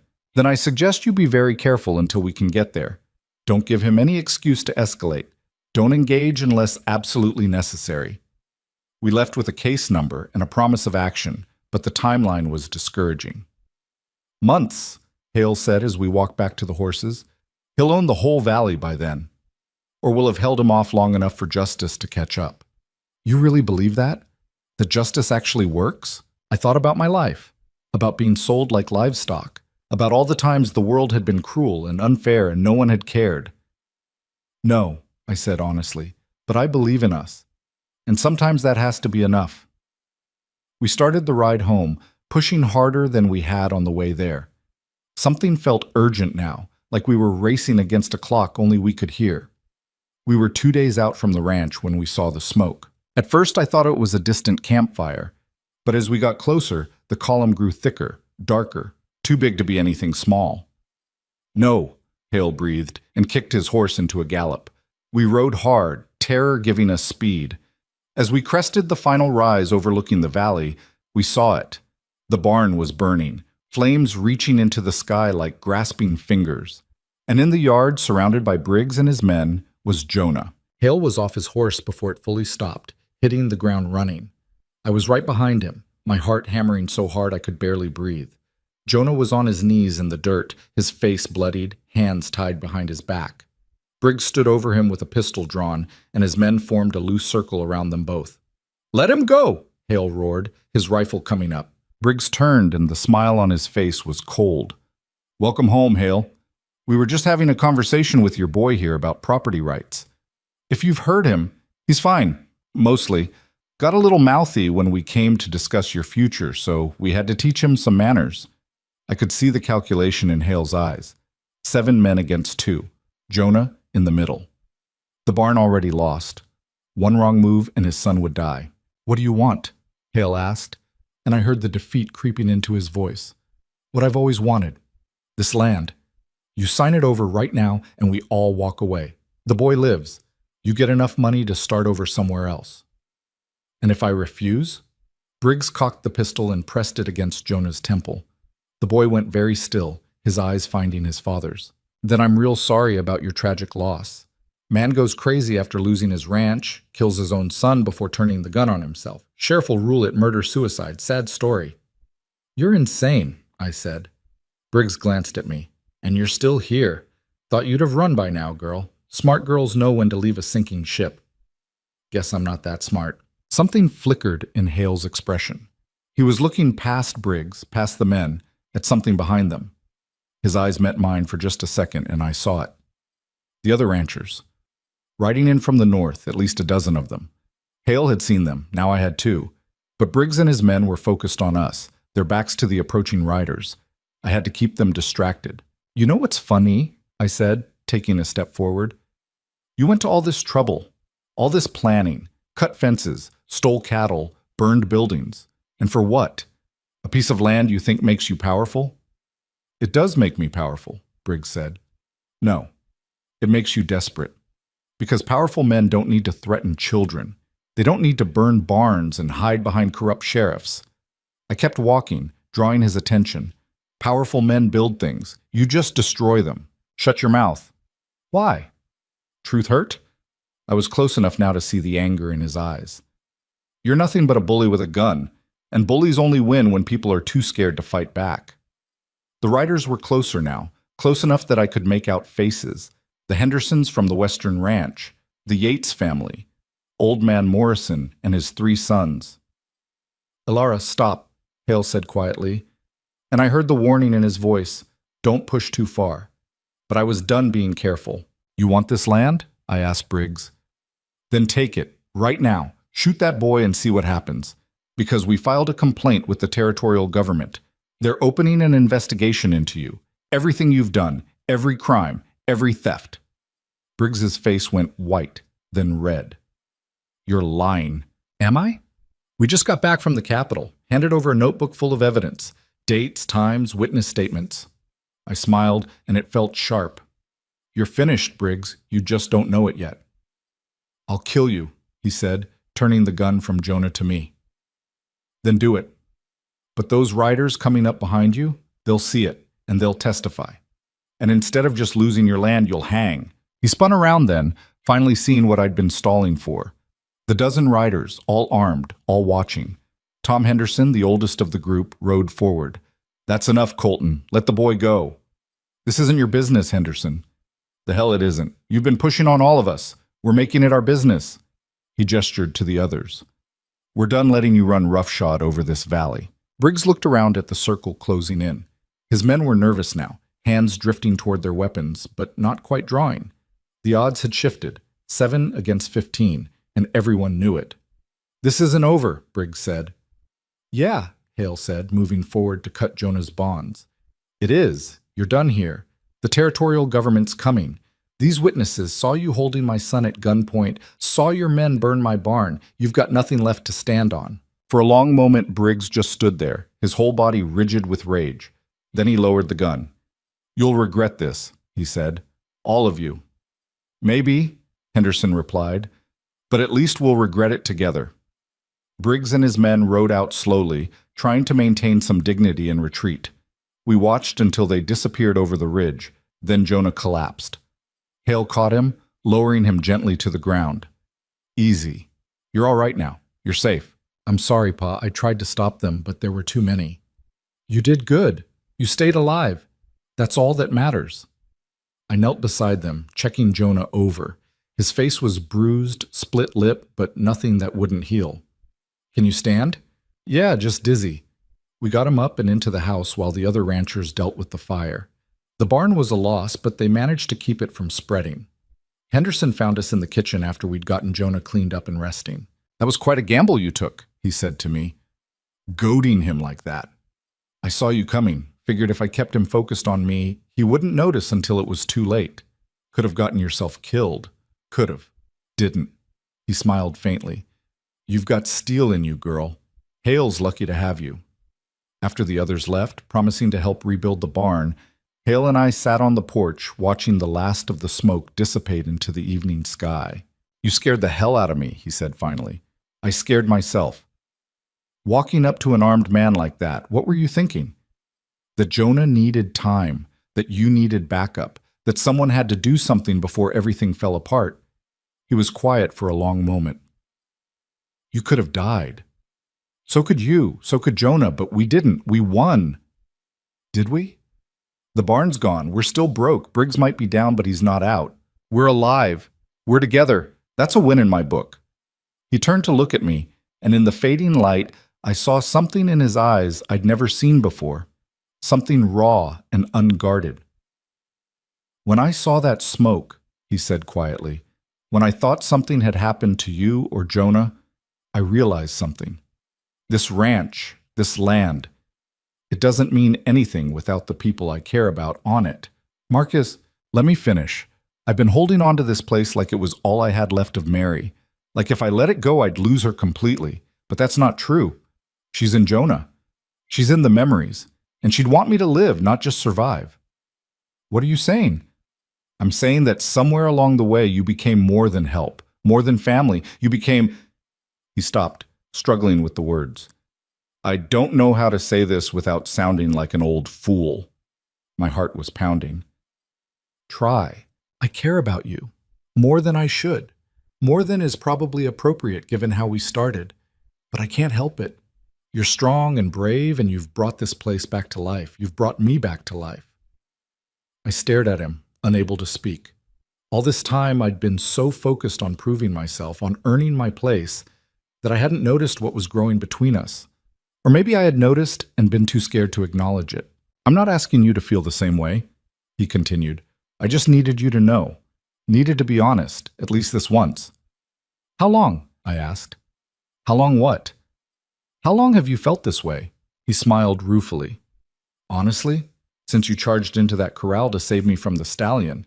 Maybe before. Hard to say when it started. Just know that somewhere between you showing up here looking half-starved and angry and you walking up to an armed man to buy time for your family, I fell completely and irreversibly in love with you. The words hung in the air between us, huge and terrifying and real. I'm 23, I said. You're almost 40. People will talk. People always talk. I've stopped caring what they think. You bought me. Paid money for me, like I was cattle. I know, and I'll regret that for the rest of my life. But I can't change how we started. I can only change where we go from here. And where do you want to go? Wherever you'll have me. As a partner.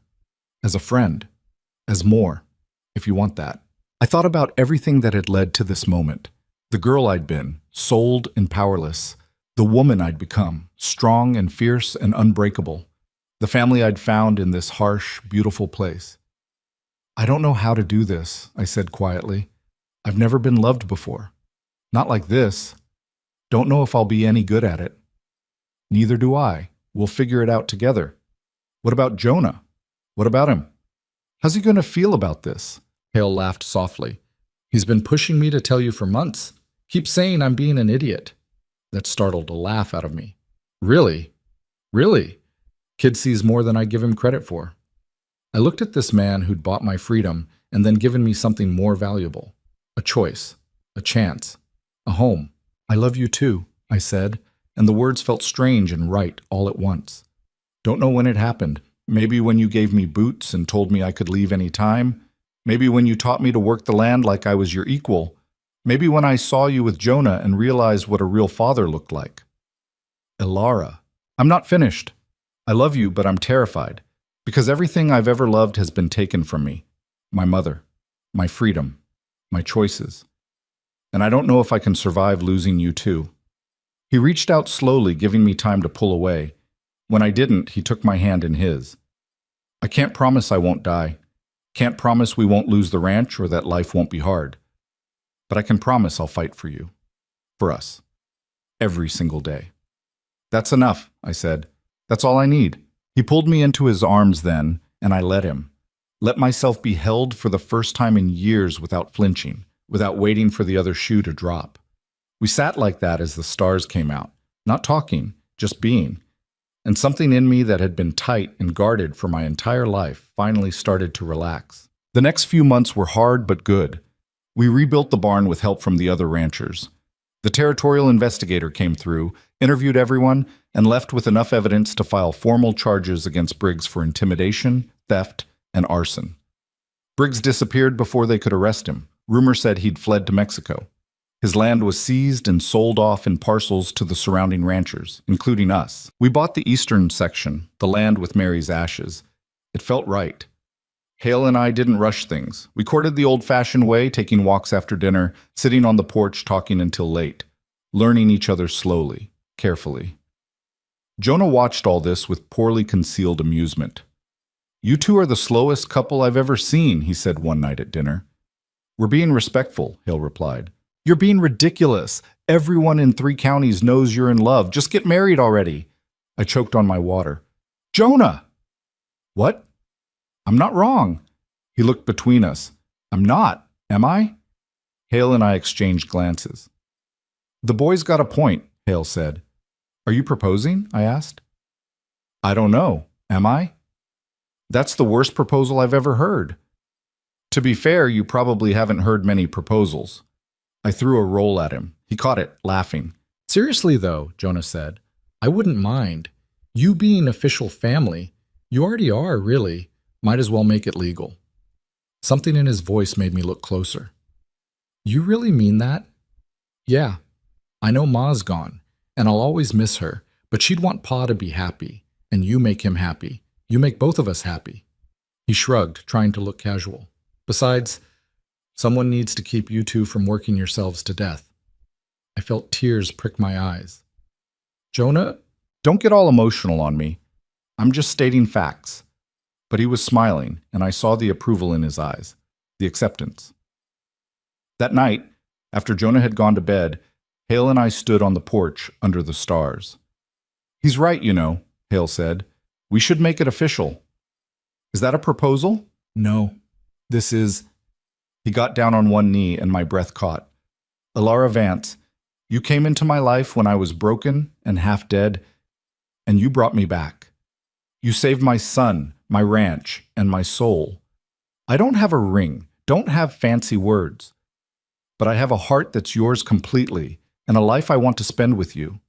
Will you marry me?" I looked down at this man kneeling in the dirt, offering me everything he had. A year ago, I'd been sold like property. Now I was being asked to choose. "Yes," I said. "Yes, I'll marry you." He stood and kissed me, gentle and sure, and I felt something click into place. This was home. This was family. This was love. We married a month later in a simple ceremony at the ranch. The other ranchers came, and half the town. Even Dutch, the useless sheriff, showed up with a bottle of whiskey as a gift. I wore a dress that Henderson's wife had made. Simple cotton, but clean and new. Hale wore his best suit, the one he'd gotten married in before. Jonah stood as witness, beaming like he'd orchestrated the whole thing himself. When the minister asked if anyone objected, there was silence. When he pronounced us married, Hale kissed me in front of everyone, and I didn't care who was watching. This was my life now. My choice. My family. That night, alone in the room that was now ours, Hale was nervous. "I haven't done this in a while," he admitted. "Neither have I. We'll figure it out." And we did, learning each other slowly, carefully, with patience and care. It wasn't perfect or smooth or like the romance novels probably described, but it was real and honest and ours. Afterward, lying in the darkness, Hale traced patterns on my shoulder. "What are you thinking?" he asked. "That I'm happy. I don't think I've ever been happy before. Not like this." "Me neither. Not since Mary. Does it feel wrong, being happy with me?" "No. It feels like coming back to life." He pulled me closer. "She'd like you, I think. Mary. She always said I needed someone who'd stand up to me. Someone strong. I wish I could have met her." "Me too. You would have been friends." We lay there in comfortable silence until I felt brave enough to say what I'd been thinking for weeks. "I want a baby." He went very still. "Yeah?" "Yeah, I want to build a family here, a real one. Want to fill this house with noise and life, the way you and Mary planned." "Are you sure?" "You're young. We could wait." "I've been waiting my whole life for something to call mine. I'm done waiting." He kissed my forehead. "Then let's have a baby, or several. fill this whole house with them. Several might be ambitious. We've never been afraid of ambitious before. I smiled in the dark. No, I guess we haven't. 2 months later, I missed my monthly bleeding. At first, I thought it was stress or the hard work, but when it happened again, I knew. I waited to tell Hale until I was sure. Waited until the doctor in town confirmed it, then I planned out how to break the news. I was in the kitchen making dinner when he came in from the fields, dusty and tired. "Smells good," he said, kissing my cheek. "Sit down, I have something to tell you." The tone of my voice made him nervous. "What's wrong?" Nothing's wrong. Just sit. He sat, looking worried. Jonah wandered in, attracted by the smell of food. I looked at both of them, these men who'd become my whole world. "I'm pregnant," I said. The silence that followed was deafening. Then Jonah whooped and Hale stood so fast his chair fell over. He pulled me into his arms, holding me like I was made of glass. "Are you sure?" he asked. "Doctor confirmed it this morning." "A baby. We're having a baby." "Yeah, we are." He kissed me then, deep and thorough, and I felt his joy mixed with terror, mixed with love. "I'm going to be a brother," Jonah said, looking dazed. "I'm going to have a little brother or sister." "You okay with that?" I asked. "Are you kidding? This is the best news ever." He hugged me carefully, like I might break. "Thank you." "For what?" "For giving us a family again, for being here, for everything." That night, Hale held me in bed, his hand on my still flat stomach. "I'm terrified," he admitted. "Me too." "What if I mess it up? What if something happens to you? What if—" "Stop. We can't live in the what-ifs. We just have to live." "I love you so much it scares me." "Good. That means it's real." The pregnancy was hard. I was sick for months, could barely keep food down. But I kept working, kept moving, because stopping felt like giving up. Hale tried to make me rest. I ignored him. Jonah tried to do all my chores. I did them anyway. "You're the most stubborn woman I've ever met," Hale said one morning, finding me mucking out stalls at dawn. "You knew that when you married me. Thought you'd ease up when you got pregnant. Then you don't know me at all." He smiled and kissed me, tasting like coffee in morning. "I know you perfectly. That's why I love you." The baby came in early spring, after a labor that lasted 20 hours and nearly killed me. The doctor from town was there, and Henderson's wife who knew about birthing. Hale stayed the whole time, holding my hand, talking me through it even though he was white as a sheet. When the baby finally came, a girl with dark hair and my eyes, he cried. Actually cried. "She's perfect," he whispered. "You're perfect." I was too exhausted to argue. We named her Sarah, after Hale's mother, Sarah Vance Hale. Jonah met his sister with reverent awe, holding her like she was made of spun glass. "She's so small," he said. "You were small once too," Hale replied. "Was I ever this small?" Smaller, believe it or not. Watching them together, this family I'd built from nothing but will and love, I felt something settle in my chest. This was it. This was everything I'd been fighting for. The first few months were brutal. Sarah cried constantly, slept in short bursts, demanded everything I had. But I'd survived worse. I'd survived being sold, survived storms and fires and armed men. I could survive motherhood. Hale helped when he could, walking the floor with Sarah at night so I could sleep. Jonah pitched in too, bouncing his sister when she fussed, making faces to get her to smile. We were exhausted and overwhelmed and desperately happy. One night when Sarah was finally asleep and Jonah had gone to bed, Hale and I sat on the porch watching the stars. "Remember when we first met?" he asked. "Hard to forget. You bought me like livestock." "I paid for labor. There's a difference." "Keep telling yourself that." He smiled. "Look at us now, though. Married, parents, running a successful ranch. Who would have thought? Not me. When I first saw you, I thought you'd last maybe a month before asking to leave. What changed your mind?" "You did. Every day you proved me wrong, proved everyone wrong." I leaned against him, tired but content. "I proved myself right. That's all that matters." "Yeah, you did." We sat in comfortable silence, listening to the night sounds, an owl in the distance, the wind through the grass, the small, sweet sounds of our daughter breathing inside. "Do you ever regret it?" he asked quietly. "Coming here, staying? I thought about the girl I'd been." angry and powerless and so determined to survive that I'd forgotten how to live. Then I thought about the woman I'd become, strong and loved and building something that would last. No, I said. I don't regret a single thing. Not even the hard parts? Especially not the hard parts. They made me who I am. He kissed the top of my head. Then I won't regret them either, because who you are is everything I need. Inside, Sarah started crying. We both sighed.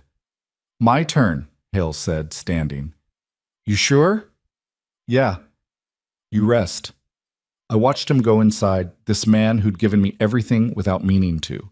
Then I looked out at the valley, at the land we'd fought so hard to keep. It wasn't perfect. The barn still needed work. The fences needed constant mending. Money was always tight. But it was ours, completely ours, and that was worth everything. Sarah was 3 months old when the letter came. I was hanging wash on the line, the baby strapped to my chest in a wrap Henderson's wife had shown me how to make, when I saw the rider approaching. Official-looking man on a government horse, carrying a leather satchel. Hale came out of the barn, wiping his hands on his pants. Help you? Looking for Marcus Hale and Ilara Hale. That's us, I said, walking over. The man dismounted and pulled a thick envelope from his satchel. Territorial Court sent me. You're needed to testify in the case against Colton Briggs. They found him in El Paso trying to cross into Mexico. Hale took the envelope, his face unreadable. When? 3 weeks. You'll need to be in the capital by the 15th. He glanced at me, at the baby. Both of you, your testimony is required. After he left, Hale and I stood in the yard, staring at the summons. 3 weeks, I said. Sarah will barely be 4 months old. We could ask for a delay. Medical reasons. No, we finish this. We end it properly. I adjusted Sarah, who was starting to fuss. Besides, I want to look him in the eye when they convict him. Want him to see what he didn't break. Hale smiled faintly. You're terrifying sometimes. You know that? Good. People should be a little scared of me. We left Jonah in charge of the ranch again, though this time with 2 hired hands we'd finally been able to afford. The trip to the capital was harder with a baby, but Sarah was a good traveler, sleeping through most of the journey. The trial lasted 4 days. Briggs sat in the defendant's chair looking smaller than I remembered, his face pale and tight. He wouldn't look at us when we testified, wouldn't meet anyone's eyes. I told the court everything, the threats, the thefts, the fire. The night he held Jonah at gunpoint, I spoke clearly and calmly, and I watched Briggs shrink with every word. When it was Hale's turn, he was just as steady, just as certain. The other ranchers testified too, Henderson and Yates and Morrison, all of them laying out the pattern of intimidation and violence. The jury took less than 2 hours to convict him on all counts. Briggs got 10 years in territorial prison. His remaining assets were seized and distributed as restitution to his victims. We got enough money to finish rebuilding the barn properly and buy more livestock. Enough to breathe a little easier.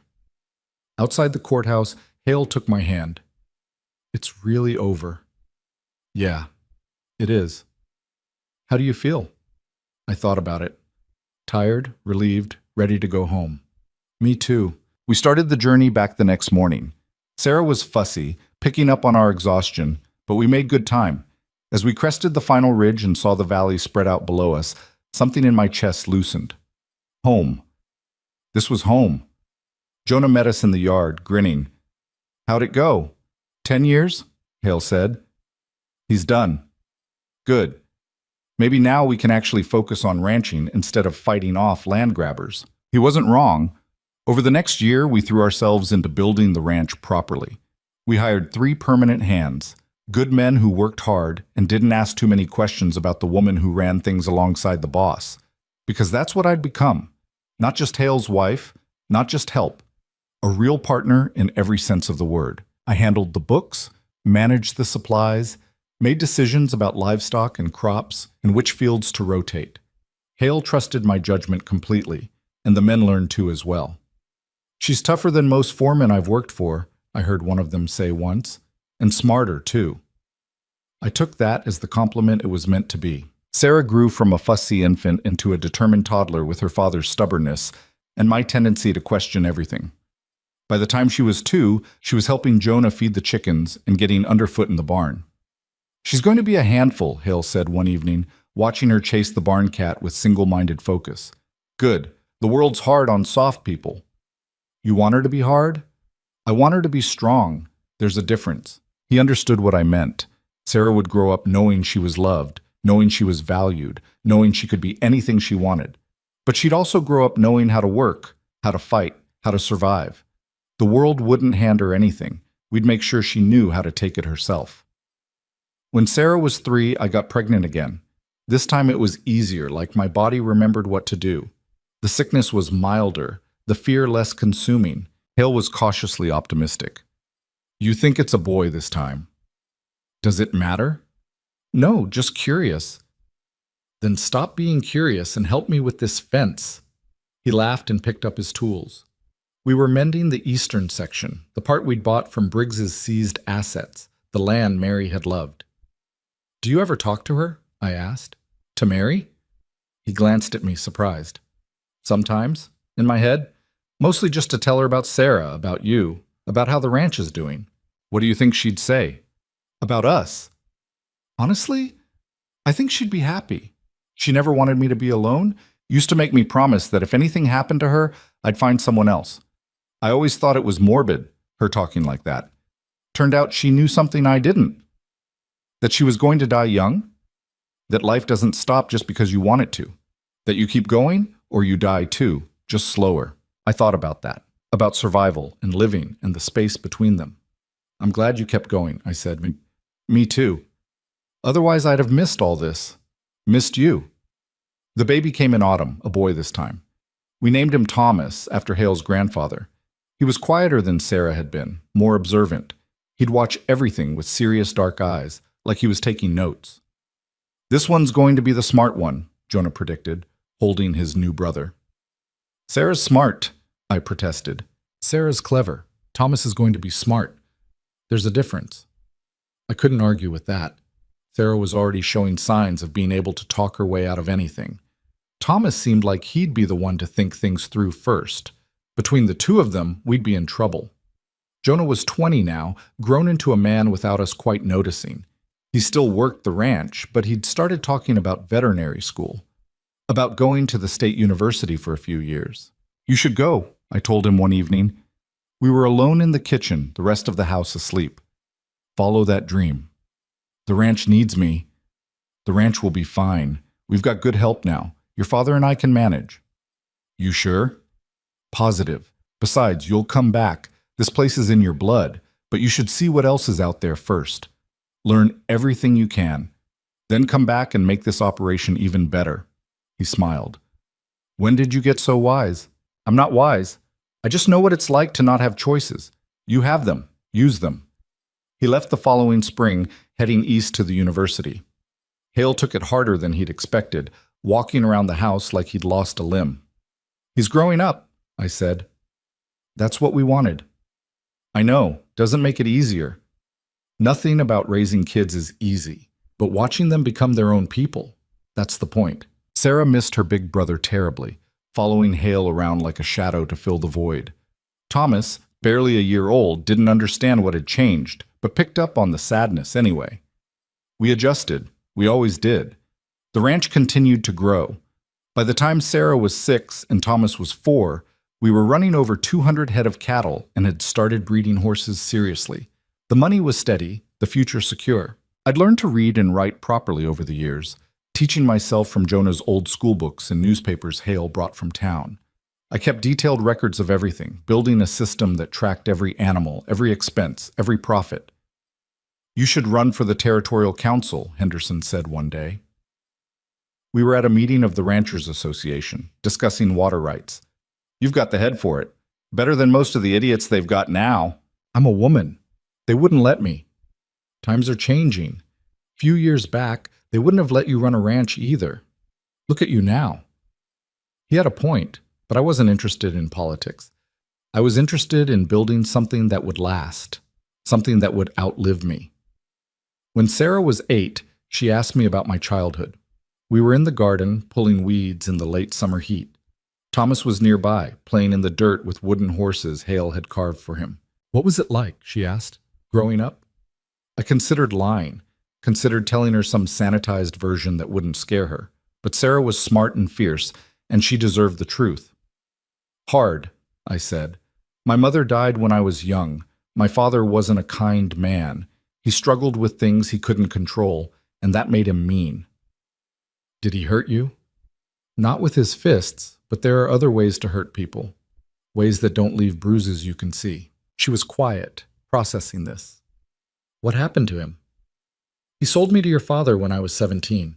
Needed money more than he needed a daughter. Her eyes went wide. Papa bought you? Yes, but not the way you're thinking. He paid for labor, for help with the ranch, and he gave me something nobody else ever had, a choice. He told me I could leave any time I wanted, that I was free. But you stayed. I stayed because I found something here worth staying for. Your father, Jonah, this land. Later, you and Thomas. This became my home because I chose it, not because I was trapped in it. Sarah thought about this for a long moment. I'm glad you stayed. Me too, sweetheart. Me too. That night, I told Hale about the conversation. You think she understood? He asked. I think she understood enough. She'll understand more as she gets older. You didn't have to tell her. Could have kept it simple. I could have. But I want her to know that sometimes the worst things that happen to us lead to the best things. That survival can turn into something beautiful if you let it. He pulled me close. You're beautiful. You know that? I'm scarred and weathered and my hands are rough as leather. Yeah, beautiful. I smiled against his chest. After all these years, he could still surprise me with his certainty. Jonah came back after 4 years with a degree and a fiancée, a sharp-eyed woman named Catherine, who took one look at the ranch and rolled up her sleeves. You're going to fit right in, I told her the first day. That's the plan, she said. Jonah's told me all about you, said you're the toughest woman he's ever met. He exaggerates. Does he?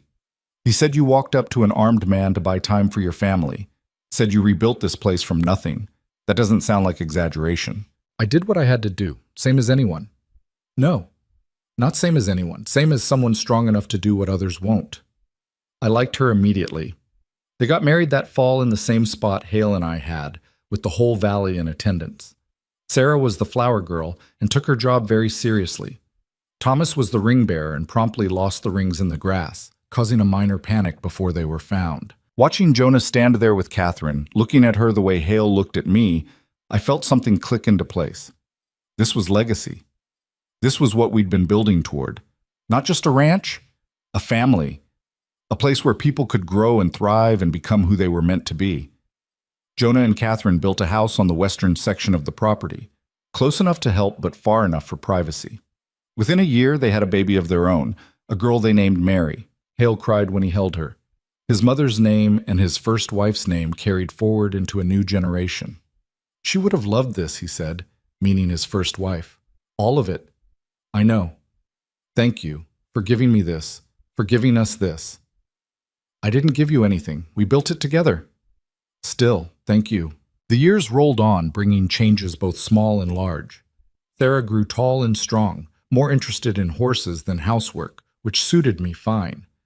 Thomas became the thoughtful one, always watching, always learning, asking questions that made us think. We added more land, more cattle, more horses. The ranch became one of the most successful in the territory, known for quality livestock and fair dealing. People stopped looking at me like I was strange for running things alongside Hale. Instead, they came to me for advice, for help, for the kind of wisdom that only comes from surviving the unsurvivable. I was 40 when Hale started slowing down. Nothing dramatic, just a gradual easing of the relentless pace he'd kept his whole life. He let Jonah and the hired hands handle more of the heavy work, spent more time with the grandkids, teaching them the things his father had taught him. Getting old, he said one morning, watching his hands shake slightly as he poured coffee. We're all getting old.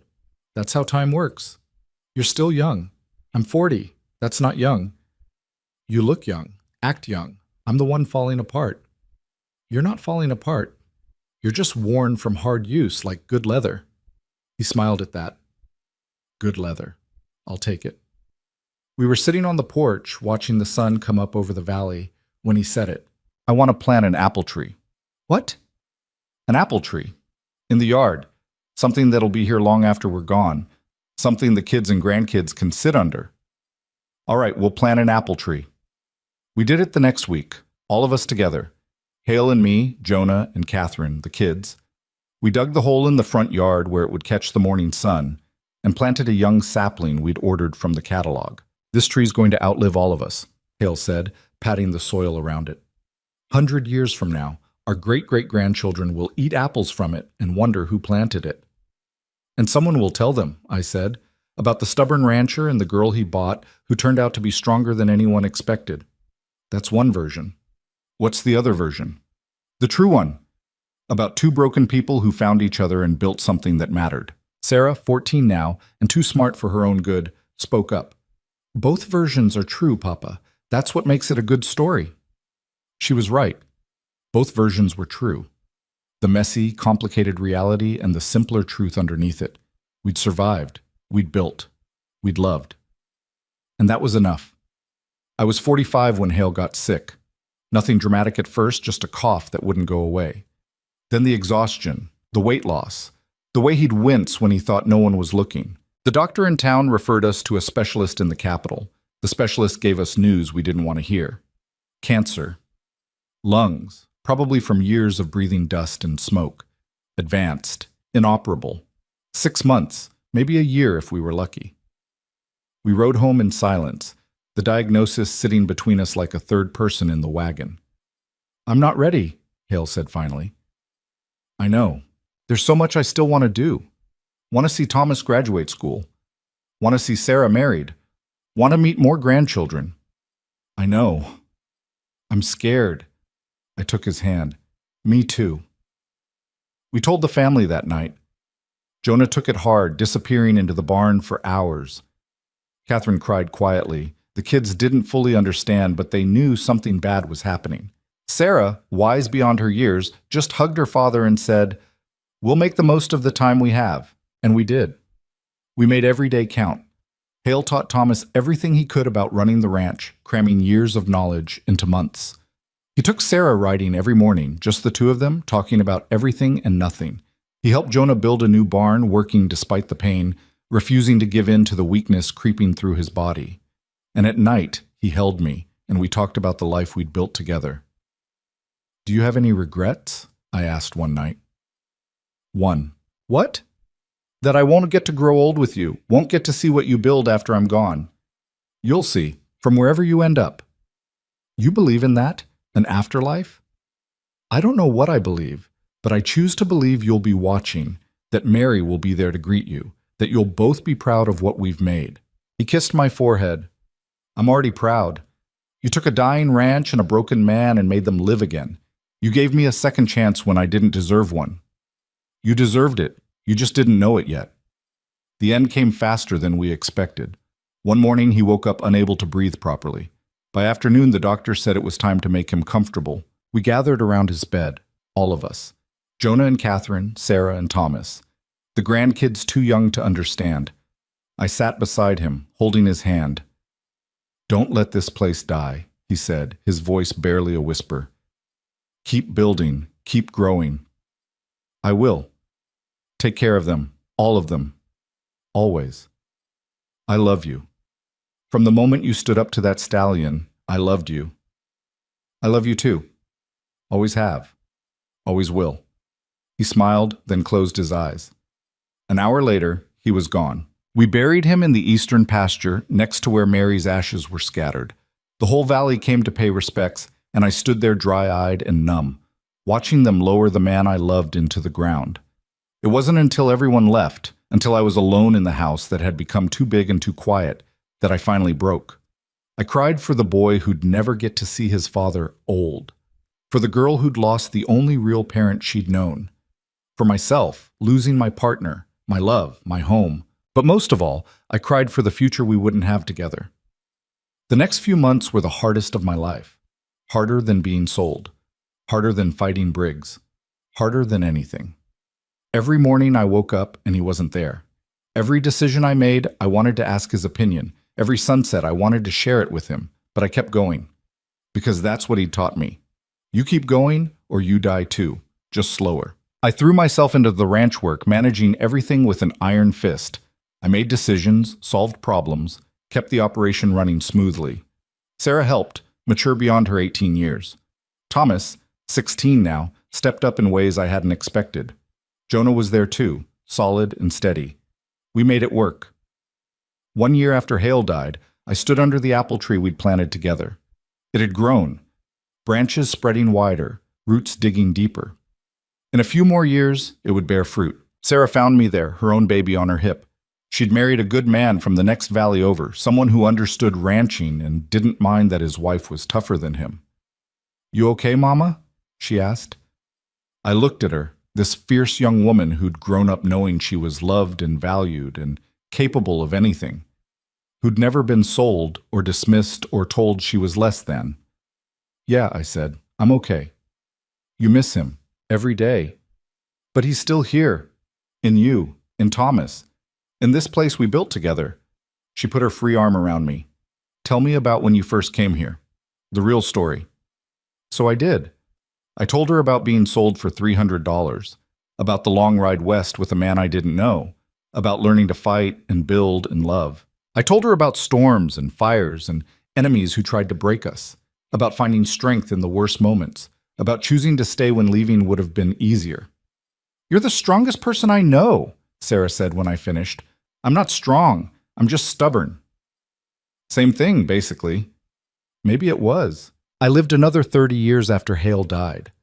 30 years of watching the ranch grow and thrive, of seeing Sarah raise 4 children who all grew up knowing the value of hard work, of watching Thomas become a brilliant ranch manager, implementing new techniques that doubled our productivity, of seeing Jonah's children and grandchildren carry on the legacy. By the time I was 75, the ranch sprawled across twice the land we'd started with. We employed 20 people year-round. The Hale name was synonymous with quality and fairness across 3 territories, and all of it started with a girl who was sold like cattle and refused to stay broken. I was 82 when I knew my time was coming, the same kind of knowing that had told me when storms were approaching, when cattle were sick, when danger was near. I gathered the family around me one last time. All of them. The children and grandchildren and great-grandchildren. A whole tree of people who existed because I'd chosen to survive. "Listen to me," I said, and despite my age, my voice was still strong. "Everything you have, everything you are, you built yourselves. But you came from people who knew how to fight, how to survive, how to build something from nothing." I looked at each of them in turn. Don't forget that. When things get hard, when you want to quit, remember that you come from a woman who was sold for $300 and ended up owning half a valley. Remember that impossible isn't permanent, that broken can be rebuilt, that you're stronger than you think. "We'll remember, Great-Grandma," one of the youngest said. "Good, that's all I ask." That night, I walked out to the apple tree one last time. It was huge now, branches spreading like arms reaching for the sky. The trunk was thick and strong, the roots deep and unmovable. I sat beneath it, leaning against the bark, and closed my eyes. I thought about Hale, wondered if he was waiting somewhere. Thought about the life we'd built together from pain and determination and stubborn love. I thought about the girl I'd been, angry and scared and so desperate to prove she was worth more than the price paid for her. And I thought about the woman I'd become. A wife, a mother, a grandmother, a great-grandmother, a rancher, a partner, a fighter, someone who'd taken every terrible thing that happened and transformed it into something beautiful. The wind rustled through the apple tree's leaves, and I swear I heard Hale's voice in it. "You did good," he seemed to say. "You built something that'll last forever." "We built it," I whispered back, "together." I opened my eyes one more time, looking at the ranch spread out before me in the fading light, the house where I'd raised my family, the barn we'd rebuilt 3 times, the pastures full of cattle and horses, the fences standing strong against whatever came. This was legacy. Not the land or the money or the name. The legacy was the people. The strength passed down through generations. The knowledge that you could survive anything if you refused to break. I closed my eyes again, and this time I didn't open them. They found me the next morning, sitting under the apple tree with a slight smile on my face. At peace, finally. They buried me next to Hale, our graves together under the open sky we'd both loved. And the family carried on, just like I'd taught them to. Because that's what we do. We survive, we build, we love, and we never, ever give up. The apple tree still stands there, 100 years later. Massive and ancient and still bearing fruit every autumn. And sometimes, on quiet evenings, people say they can hear whispers in its branches. The story of a girl who was sold for $300 and ended up building an empire. The story of love found in the hardest places. The story of survival that became something greater. And every person who sits beneath that tree, who eats its fruit, who rests in its shade, carries forward the truth that Alara Vance Hale spent her whole life proving. That you're never just what someone else makes you, that broken things can become beautiful. That the power to transform your life has always been in your own hands. You just have to be brave enough to use it.